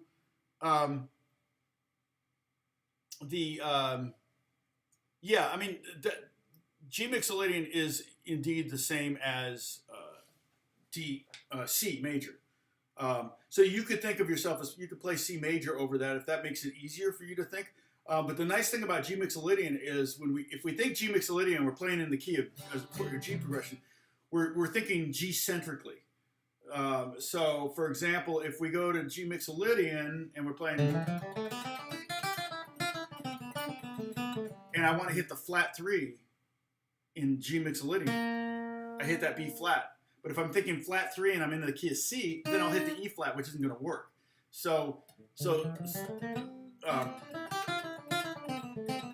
Or if I want to hit, say, the flat 5 and create a blues sound,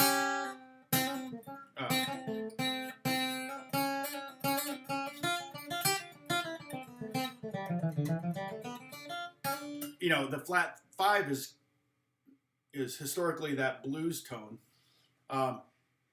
If you were in the key of C, that would be, the flat 5 would be a G flat. So if you're thinking you're in the key of C when you're really playing a G scale, it might be a little bit less, yeah,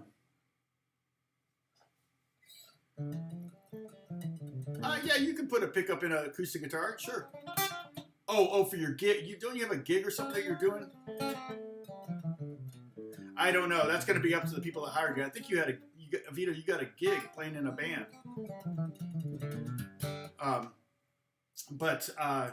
Yeah, I don't know. That'll be up to your band whether acoustic guitar with a pickup will be the same as you playing electric. So yeah, so sometimes thinking relative major scale is helpful, but sometimes it's detrimental because it will be make it more difficult to realize you're in the key of G. Okay, when I'm playing G mixolydian, I'm literally thinking G mixolydian. When I play C, I'm thinking C major. So it's the same notes but different scales, if that makes sense. Okay, so what you could do is take all these scales and if you go to the Discord, you could download all of these PDF or all of these pings or JPEGs, whatever they're pings, but screen grabs like this one, the top one here. The top one here, just the top one, the top one here, the top one, the bottom one here, the top one here, and the top one here, okay? Put them all on a single page. I could do that, feasibly, I could do that and upload it for you as a PDF. I could probably do that. And then what you can do is you can just go back and forth between those as the jam track is playing, okay? So let me see. How hard would that be for me to do? Oh, my nose itches so much. I think it's because it's really dry. Oh, it's not running. Why are you not running? Is there no water in it? Oh, there's no water in it. Yeah, my humidifier does not. My humidifier does not. I got a new one and it's smaller than my old one. I literally have to fill it every day. And I'm running it on the lowest setting and I have to fill it every day. Okay, so let me see if I can create a quick little, let's see.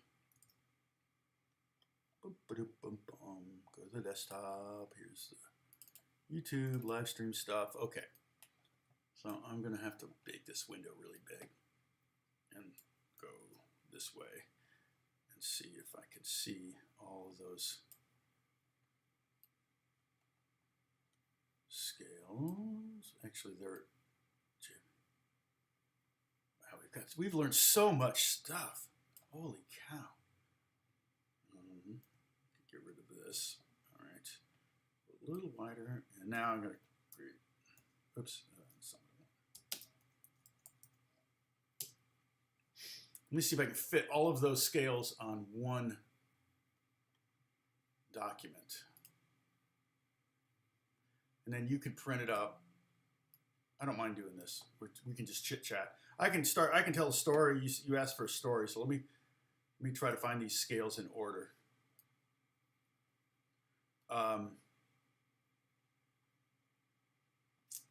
Let's see. If I place this in view,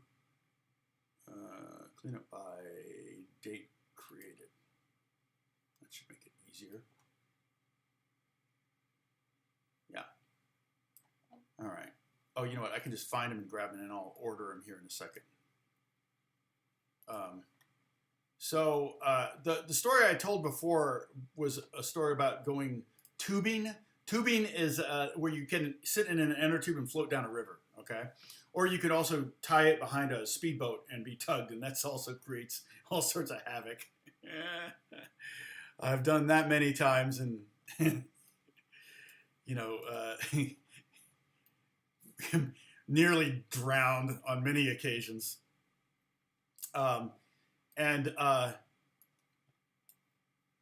So my stepdad, who I mentioned before, and my stepbrother went tubing on this river called the Manistee in Michigan, and they found this one spot. They launched there, and then they had my mom pick them up at a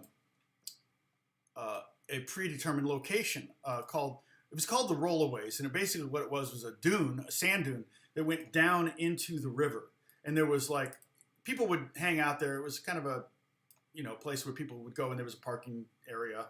It was not state run or anything like that. It wasn't a park. It was just some sand dune that everybody kind of went to, and somebody hung a rope from a tree, and you would grab the rope and swing out over the river and let go and then fall into the river. And the river moves really fast. So you had to try to swim as quickly as you could to get to the sand dune before you got swept around the corner. And so we would do that, every summer we would go up there and go to the Rollaways.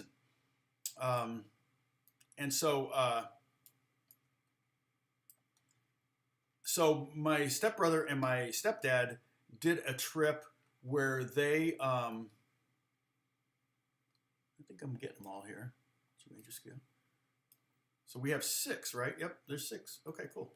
I got this. And they look on a map and they do this trip, and it's like, okay, well, it only took like a half an hour to get to the Rollaways.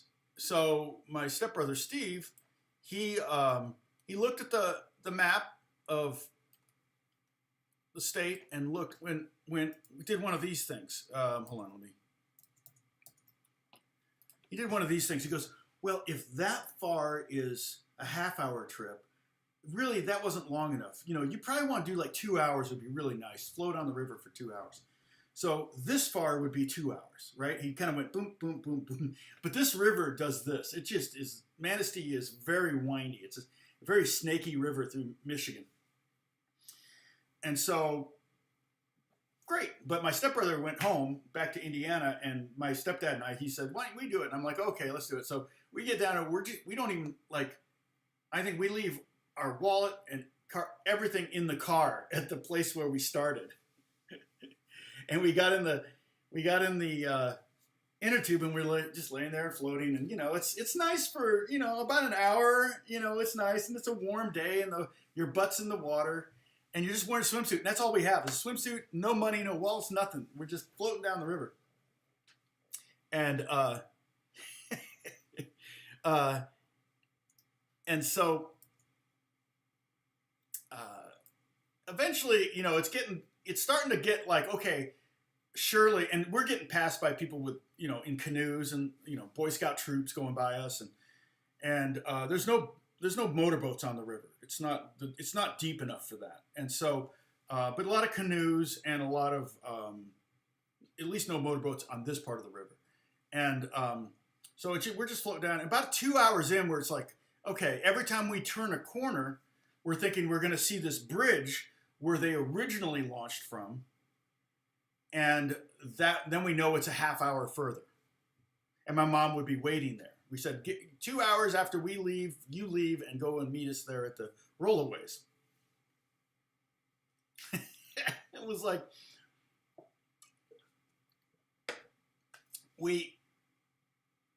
about 2 hours in, and okay, whatever. We keep turning the corner. We keep expecting to see the bridge. We don't see it. We're not the bridge. It's like, are we on the wrong river? We didn't know. We knew we were on the right river, but it's just like, and then we turn another corner. Another 10 minutes, you get around the next corner. You can't really go very fast in a minute or two. And we kept going, and it had been about 3.5 hours, and the sun is starting to go down. So now the sun's not on us anymore, and it's starting to get. This is Michigan. It's getting cold. Hey, Paul, thank you so much. In fact, Paul went up to Michigan with me. When we were in junior high, he went up to the lake and up to the lake cottage one year. But this was a year. This was later than that, and so we're 3 hours in, 3.5 hours in, and it's like, dang, and we're just like, we're hoping and praying that every time we turn a corner, there's going to be that bridge going to be there. And now the mosquitoes are starting to come out, and it's starting to get cooler. So we don't have the sun on us anymore, and we're just floating literally 2 miles an hour down this river. And we turn another corner, and it's not there, and we're getting like, what the heck? Because now we're still thinking, even once we get to that bridge, it's still another half hour, and we're done. We're so done with it. And finally, we turn a corner, and there's the bridge. And I go, hey, Bill, look, there's the bridge. And he goes, that's not the bridge. And I said, wait, what? He goes, yeah, that's not the bridge that we started from last time. I said, you're kidding. And I said, we got to pull over. So we pulled up because there was like this gravel hill, and there was this landing there, and it turns out there was like a parking lot up there. Not sure why, and there was a bridge. And we get up there, and we get to the top of it, we grab our tubes, and we're barefoot. And we're walking up this like gravel hill to this parking lot. No cars in the parking lot, nobody there. I don't even know why there's a parking lot there. We get there, and all of a sudden this police car pulls up, like comes down the road and pulls into the parking lot and looks right at us, and we're thinking, oh, thank God. Mom must have called the police, and they saw us, and they're going to help us. He looks right at us, and then he just drives away. We're like, wait, what? Hey, we didn't think to flag him down because we immediately assumed he was there for us. So he drove away, and we're like, wait. Oh. And so we go, Bill is like, well, let's take our inner tubes. Let's go across the bridge because we saw a house over there. So we walk across the bridge. We get to the other side of the bridge, and there's a long gravel driveway, right? So we're walking, actually in the grass, but we're walking to this house to say, hey, can we use your phone? And this Doberman comes flying around the corner of the house from the backyard, comes flying. So I'm like, we're running now barefoot on this gravel, and we get back to the road, and we're just like, what are we going to do? And finally, I forget. Oh, I think my mom drove by at that point. She'd been driving around all over northern Michigan trying to find us. She kept driving places where, she could maybe get a glimpse of the river or something. And she saw us, and she's like, where the blankety blank have you been? We're like, are you kidding? Oh, thank you, Leanne, or Lena. Sorry. Thank you so much. I'm assuming the T was thank you, but you didn't finish. And so you guys make it worthwhile. Okay, so I'm putting together this thing, and I'm putting the scales in order how we learned them. So this is kind of cool. This is a really good little document I think we're going to have here. And she, got us home, and the first thing we could think was we went back to our car and got our car, and then we drove. And for some reason, I have a memory of us having a pickup truck, and I don't remember ever owning a pickup truck, but I remember. Oh no, we flagged down. That's what it was. We flagged down a driver with a pickup truck, and he took us back to our car. And then we took that car back home, and I think my mom had already called the police and everything. That's right. She didn't find us. We just flagged down some random stranger. That's why there was a pickup truck involved. And my mom was so mad. But it was like we and the person to be mad at was my stepbrother Steve, who was the one that went, well, if this far is a half an hour, then this far would be 4 hours. And we looked at the map of where we started, and it was like, yeah, we couldn't figure it out why it took so much longer to go this far than it took. We figured it would be 4 times longer, but we still had a long way to go before we would have gotten to the bridge. It would have been dark before we ever would have gotten to the rollaways. And it's so dark there in middle of Michigan at night, we might not have even seen the rollaways. We could have gotten there, and if the moon weren't out, and I don't remember if it was, because we didn't quite get that late, we might have gone right past the rollaways. So we might have ended up in Lake Michigan. Because eventually the Manistee ends up there, but I don't know if we would have survived because I was getting eaten alive by mosquitoes. So, yeah. I mean, it would be hard to drown in the Manistee because it's not very deep. It is pretty swift, but apparently not swift enough. Okay, so I've created a document. I'm going to save this. Check this out. I'll show it to you. Save. I'm going to call it 6 scales. And I'm going to save it here and here. Save, and then I'm going to create a PDF.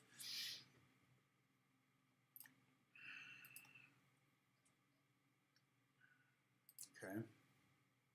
And I think a PDF I can literally drag into here. We'll see.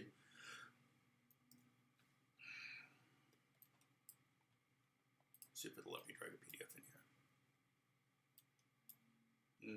No, it won't. Okay, so let me do a screen grab of this. Hold on a second.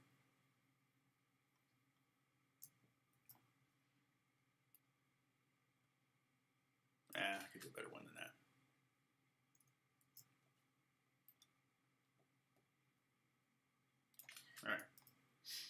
All right, let's go back to the desktop. Delete this screen grab. Okay, so this is what I just created, and I will upload this to the Discord. I'll upload the PDF to the Discord, though. But you see that? This is all 6 of the G-centered scales, okay? What would be a nice one to have in there is the G minor 6th one, or as Holly likes to call it, the G meth.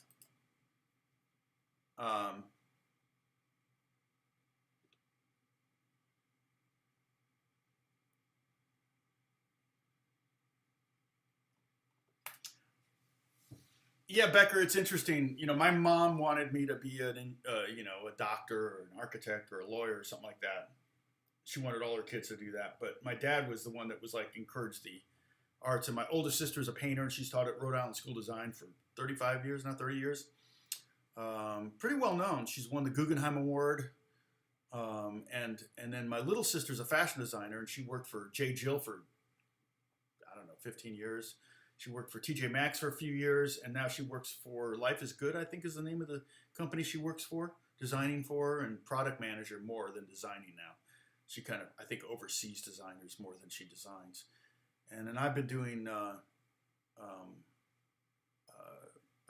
guitar my whole life. And my dad, I think, really encouraged that because my dad didn't do what he wanted to do in life. He got a real job because he thought that's what he would do. And I don't think he was ever happy with his career. He was happy with his kids, but he was never happy with his career. And that affected everything else in life. And I don't mean to be I don't know if this is misogynistic or not, but guys get their esteem from what they do. Generally, this is generally true. I think my wife realized that. She always wanted me to pursue my dream job and not just do a regular job because she knew I wouldn't be happy. And that's true for most guys. And here's the thing: I would probably be happy doing any job because I would find. I love what's the Dirty Jobs guy? Mike something. He said, don't do your passion. Be passionate about what you do because not everybody can be a movie director. Like everybody would love to direct movies and be Steven Spielberg, or everybody would love to be an actor or a pop star or whatever. But if we were all movie directors, we would all be starving to death. And we, and so here's a guy that did the Dirty Job show, and every episode of that, every one of those people that are doing these jobs that I wouldn't touch with a 10-foot pole, they are really into it. And the dirty jobs tend to pay really well because nobody wants to do them. And so, if you're getting paid a lot of money to do a job that actually you start to develop a passion for, I always give the example, you can go to a giant, and they don't really have them anymore, but newsstands in Hollywood, they had one that was like a block long, thousands of magazines. And you'll see like 10 or 20 or 30 different guitar player magazines, different guitar magazines. And, but you walk a little further the other way or this way or that way, and you'll see 10 plumbing magazines, like, plumbing fixtures are, monthly, and, copper pipe weekly or whatever. It's like, and that tells me that plumbers are as passionate about plumbing as I am as guitar players are about guitar playing. And I help. Let's see. Put a phone in a pocket, not on a wall. Oh wait. Oh, Mike Rowe. Yeah, Mike Rowe is great. Oh, he looks like your brother. That's funny. Yeah, Mike Rowe is great. And he did this thing on the Dennis Prager YouTube series about being passionate about whatever you do. It's so much, because people are always telling young people, do whatever do what you're passionate for. And it's like, seriously? I mean, I'm sorry, but I got lucky and I got passionate for something when I was 13. But trust me, if I weighed 280 pounds as a 13-year-old and my passion was to be a ballet dancer, yeah, and my parents encouraged that would be criminal. So, there's certain things I to be honest, when I was 13, I really wanted to be an NFL quarterback. That was what I was really passionate about at 13. I mean, guitar was a side thing, but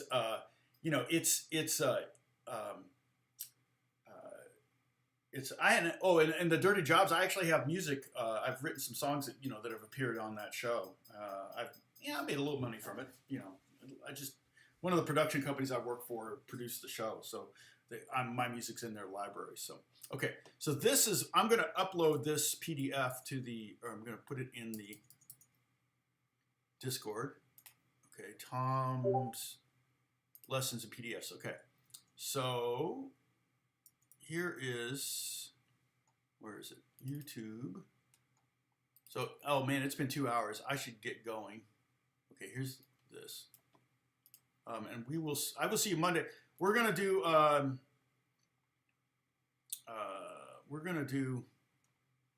the G Dorian scale, which is relative to F major. So technically, we're gonna be doing F major.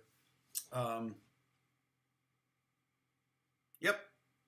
Oh no, exactly right, Brian. Plumbing is one of those. That's the thing, women outnumber men in universities. I think 6-4, 60% of the, and I think it's even higher than that now, because guys tend to find jobs that are like, I'd rather work with my hands. I'd rather be outdoors. I'd rather do this or that or whatever. Like I know people that there's guys that dig ditches and they love it because they.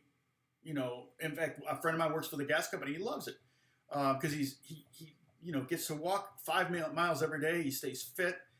He's outdoors all the time. He just loves it. It's just like he would feel like a caged tiger if he had an office job. But other people really like their office jobs. Solving problems and getting in front of a computer and doing code or whatever. And I could totally see. I mean, I could totally be into that. I love fixing things and working with numbers and stuff like that. So yeah, it's we've got, and I bet you if we went through here, there's no one on this, in this live chat that's a full-time musician for the most part, except Becker maybe. Becker would probably be the only one that's full-time. Yep. See you later, Becker. Becker's got to go to a gig. Well, Ark, I've been talking about scales a lot in these series. Is there a recommended series set of scales that I would recommend memorizing? I would. You could start with these here. But keeping in mind you're only doing one key. But these are specifically open scales, so they're not movable. So if you learn some scales, we did a series. Let me look it up real quick. Hold on, sorry. Let me. Bruce has been putting up the series here. Here it is, live stream lessons. Okay. Oh, okay. I just downloaded it. Let's see. Pentatonic scales, diatonic scales. I think if you go to lesson 122, I think that's the diatonic scales. I think those are the ones. Yeah. So go to lesson 22, and the great thing about these scales, I'm sorry, 122 to 129. That's diatonic scales. You can start there. Pentatonic scales too. We talked about that. But the great thing about the diatonic scales, and I think we did the key of G, I can't remember. The beauty of that scale is when you learn one scale, you've learned 12. So I love maximizing my learning power. Sorry, I got too many windows open. Sure. Okay. All right. So I got to be careful because this one will beep. And of course, I know my guitar is blocked with the C. But if I learn that one scale, G major, then I can move it up. And it's A flat major. And go up here.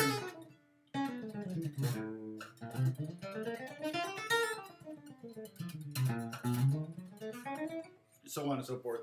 Those 7 scales that I teach you in that series are totally movable. So if you learn those 7 scales, you've technically learned 84 scales. Okay? So, yep, no worries, Art. Happy to respond. Yeah, and then there's 5 shapes of minor pentatonics too, and we talked about that. You can see those scales. So anyway, so I am going to sign off. Next Monday, we're going to start, Lord willing, with... and if I'm not going to be here Monday, I can't think of a reason why I wouldn't be.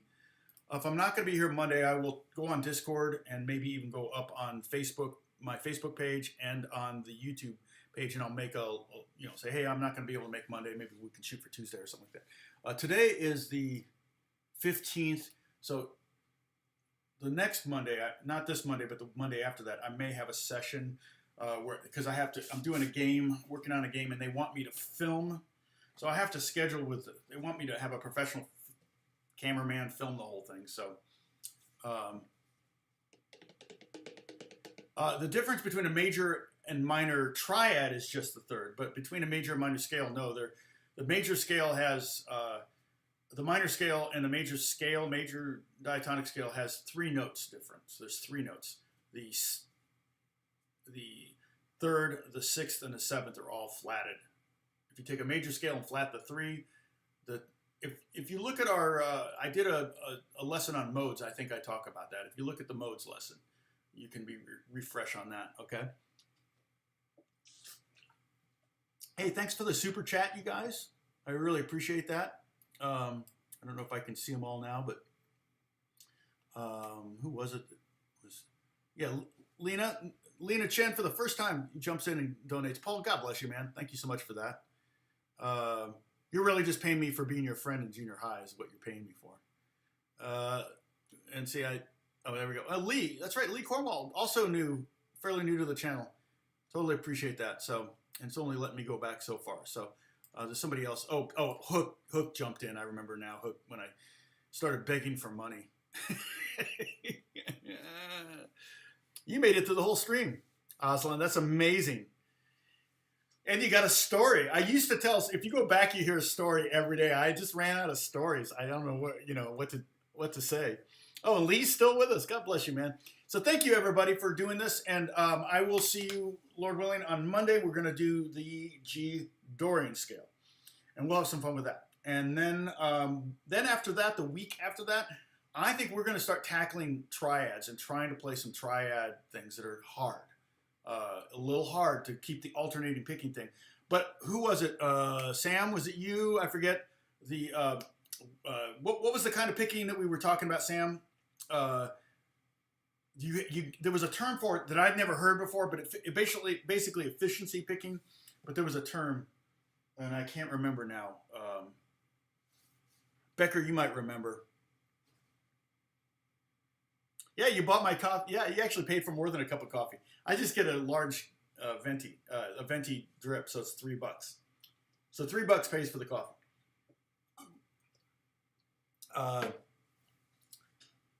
Twas a great story. Oh, actually, that wasn't the full story because the full story came with a punchline. But the punchline to that story that I told you about the going down the river actually requires me to tell a whole nother story that predates that story. So maybe if you remind me, I'll do that. No, it wasn't chicken picking. It wasn't Travis picking. Alternate picking is what we're doing. But there's another term when you pick the most efficient way. I forget what it's called. Dang it! Who was it that said that? Yeah. No, there's no Jack Daniels in here, Lee. It's too early. I do have some Kentucky bourbon. I have a lot of Kentucky bourbon. For some reason, people keep giving me Kentucky bourbon. So I had some last night, actually. I had some really good bourbon last night. Just a very little bit because the night before I wasn't tired. I stayed up till 2 because I just couldn't get sleepy. So I said, oh, economy picking. Yeah. No, not sweet picking. Hybrid, no. Dang it. You're all trying to help me here, and I can't remember what it was.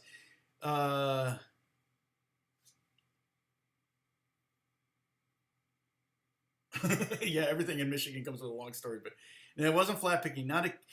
Essentially economy picking is that, but there was another term that I'd never heard in reference to it, and now I can't remember what it was.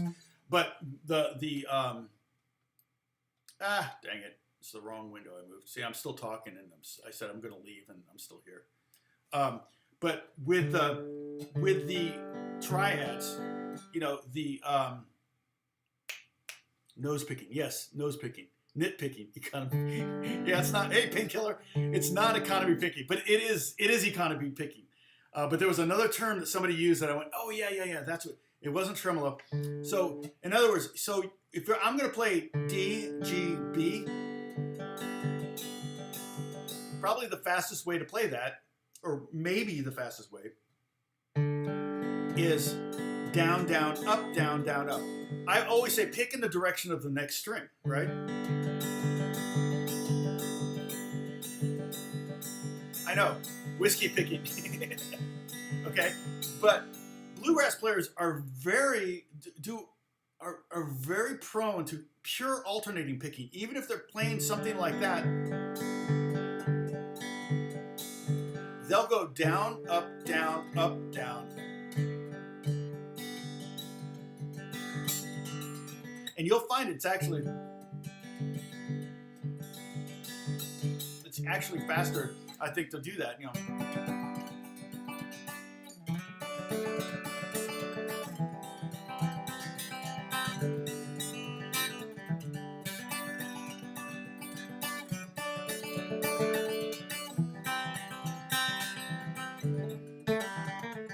Not syncopated.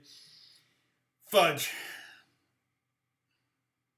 It's funny because whoever said it was a guitar player. Alternate picking is what we're gonna do. But there's another way to pick something, and it's economy picking. But there's another word for economy picking that I cannot think of it.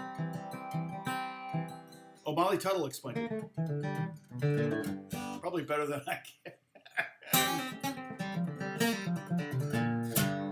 I'll have to look that up. Okay, everybody, I will talk to you. Thank you so much for helping me get through COVID lockdowns. You guys are a godsend to me. I really appreciate all of you, and give me someone to talk to because I'm a people person. And I'm going to keep doing this, even if it's once a week. I'm going to keep doing this. I'll try to stick with a very regular time once everything gets opened up. Partially because my job has changed from being a very people-oriented job to being a very lonely job. And I don't mean that lonely like I'm sad all day or anything like that, but just it's kind of a lone job. I'm home by myself working on music all day long. Whereas it used to be a kind of a collaborative thing where you would go and work with others, and that just doesn't happen anymore. It's not because of COVID. It's been this way for 20 years. So who doesn't love you? I don't know, Aslan. Maybe your mom? Nah, I'm just kidding. Yeah. All right. Hey, Adam. Good to see you. Cross picking. Was that it? Was it cross picking? Now now that sounds right, but you may be right. I can't remember now. Dang it. It was a few weeks ago too. No, I don't live alone. No, my wife lives with me, but she's working during the day. So, do I do lessons? I mean, teaching. Yes. I mean, occasionally I do have a student in London. I have one student that I teach live stream in London. And I haven't taught him in a while, but David and Victoria Beckham's son, Cruz, I teach him guitar lessons. And we also, I touch my eyes. So, in fact, I touch with two hands, so we take 2 sips. Gary would say rubbing my eyes 2 sip anyway, so if I did both eyes, that'd be 4 sips. I doubt if you have any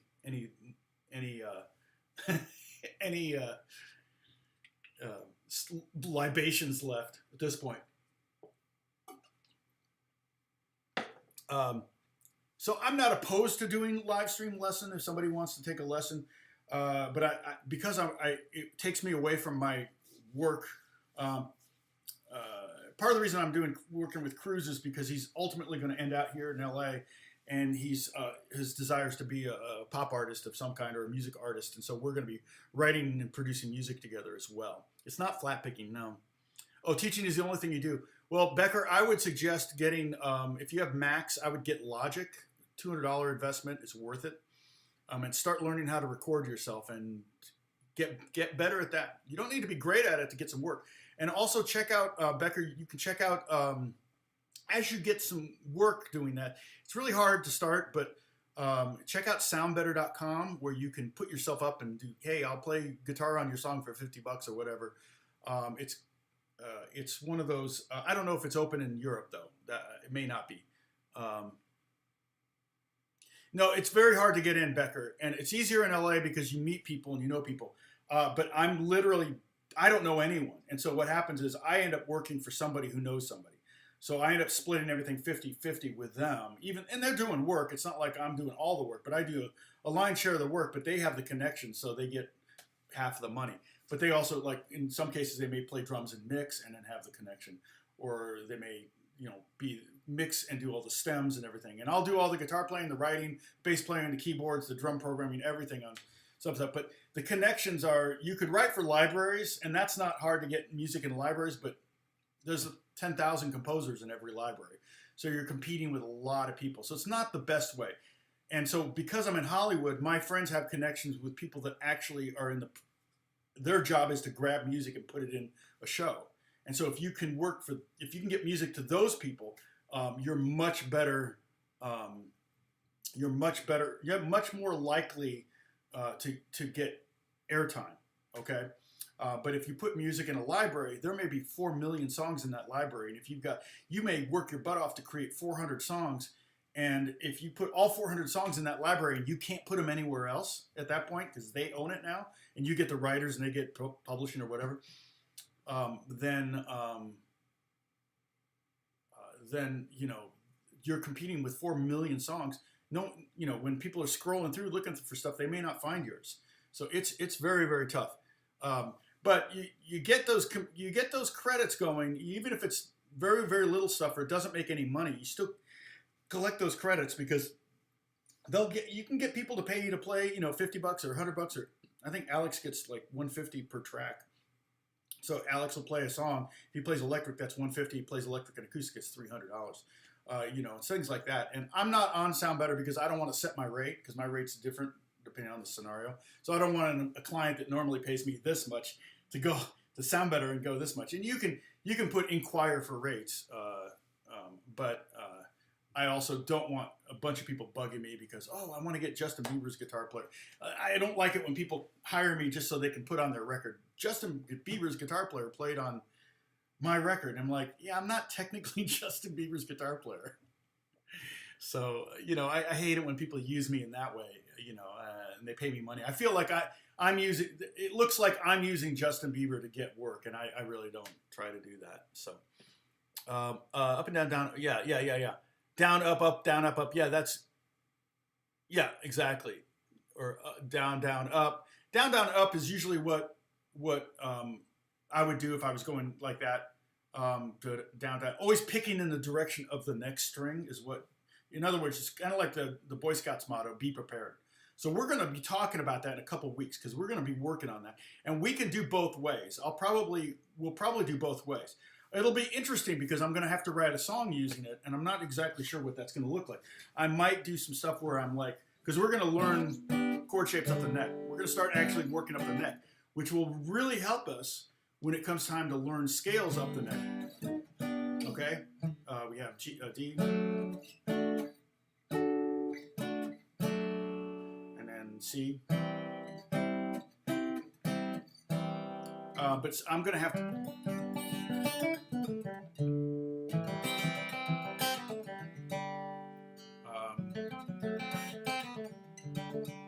you know, I'm not sure what we're going to... Economy picking.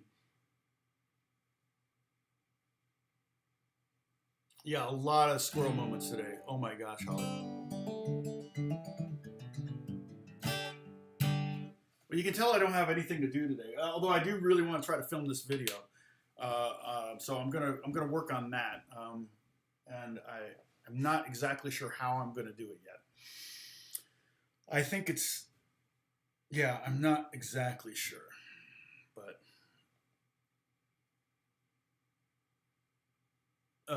Yeah, have fun with those lessons, Alan. Let's see. Yeah, and I would do a live stream of, I could do a live stream about writing music, or getting, we can talk about, I actually have talked a bit about that on my playlist, playlist of the business of making music, and hugely unpopular playlist. I mean, some of those videos only have like 400 views, and it's like I'm literally giving away the secrets. So, Becker, if you are still there, I don't know if you've watched this playlist, but let's see, playlists. Where is it? So hard to find playlists on this. I wish it wouldn't show. I gotta tell them to like change that, but. Strumming, grooving. I haven't done. Oh, here it is.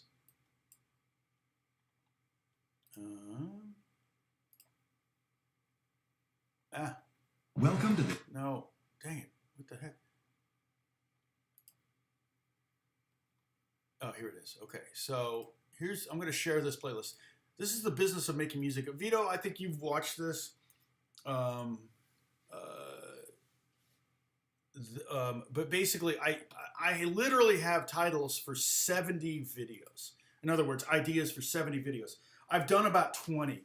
They were just so unpopular. It's not really worth my time. I mean, it's kind of a bummer because I really like talking. And pretty much all of these I do remote.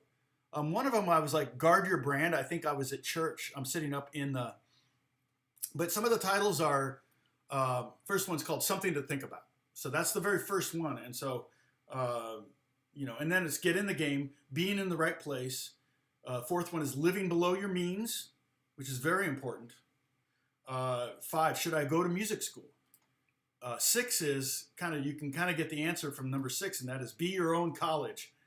I have number 7 is my 5 reasons to take a gig.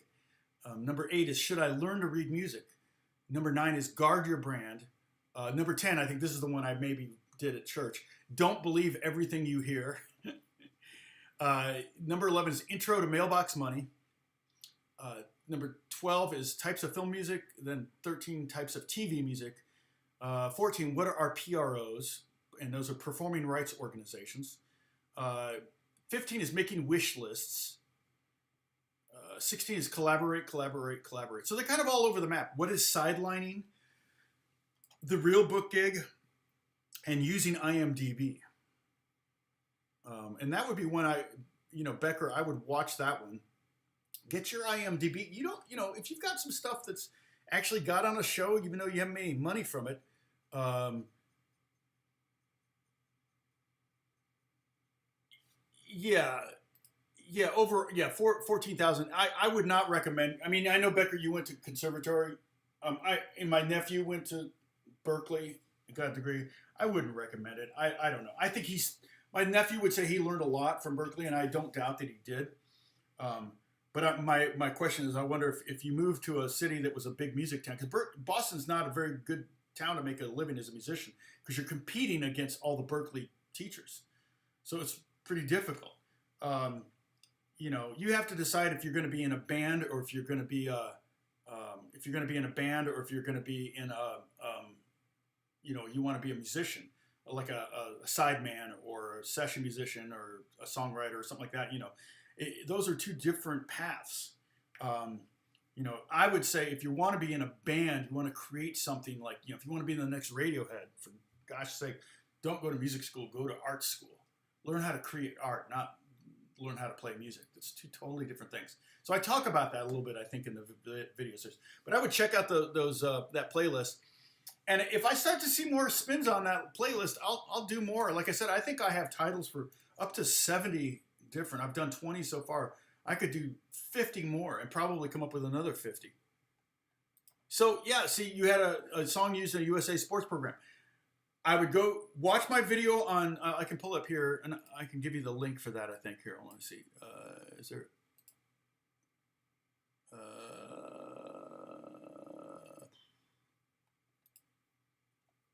I just clicked on it. Ashley Holt. Go away. Okay. Somebody gave me a thumbs down on it, but whatever. So this is the one about IMDb, and I think I talk about that. But it's a great way to find people to work for, but it's also a great way to put up any work you've done just so you have a presence up there. Because I think people do check it, and it's a good way to keep track of your progress. I think I talk about all those things. It's been a while since I did the video, so I don't really remember. But yeah, it's a very, very, very competitive industry. But I feel like in my case, I'm successful because I guess you could say I was tenacious, but I'm not aggressive. Hey, Angelina, welcome again. Good to see you. I'm just about ready to sign off. It's been 2.5 hours. So I'm yakking up today. But we're talking about the music business. I wouldn't say I'm tenacious. What I did in my case is I gave myself nothing to fall back on. It was either be successful or make a living in music.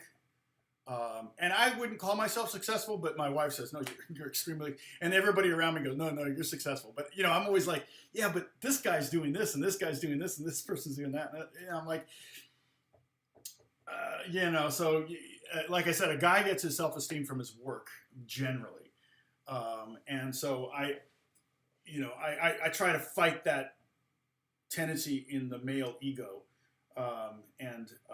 So that's, why you don't always feel like successful. But when you have nothing to fall back on and you build things, and I'm really good at building and keeping gigs and, building the student, and, students pay the bills for years and years. And there were years and years and years where I would make at least $2,000 a month just teaching private guitar lessons. It was a lot of work because you had to keep the students showing up, and you had to get new students, and you had to have, you're constantly around people that are not very good at something, and you got to kind of be excited about working with them. So I'm a legend. I'm a legend in my spare time. So I'm a legend in my own mind. So it's tough when you compare yourself to others. You're always going to come up short because you tend to compare yourself to people that are higher up the food chain than you are. Hey everybody, I'm Rick Beato. Stop, not Rick Beato. Sorry. Anyway, I'm going to get to some stuff here. And so next week we're doing the Dorian. Okay. So everybody take care of yourselves. Stay safe. Try to get together and play with some people. I mean, you can keep your masks on. Stay 6 feet apart. You can jam. Just practice these jam tracks. And I uploaded this. Where is it? I uploaded this to the. Oops. This is uploaded now, in PDF form to the Discord. So go to the Discord. I don't think I have that link anymore, but you guys can find it. It's in there. You know it. So go there and download that, print it up, and then you have you can use those scales to kind of mix it up. Okay, for me it's a lot easier if I don't put any limitations on what scale I'm going to use when I'm trying to solo over this progression or any progression. So that's kind of, it's difficult to play one scale and stick to it, but I have to do that to teach it to you. So, okay, get back to it. I'll talk to you soon, and thank you everyone for watching, and thanks for the super chat stuff too, by the way. Bye-bye.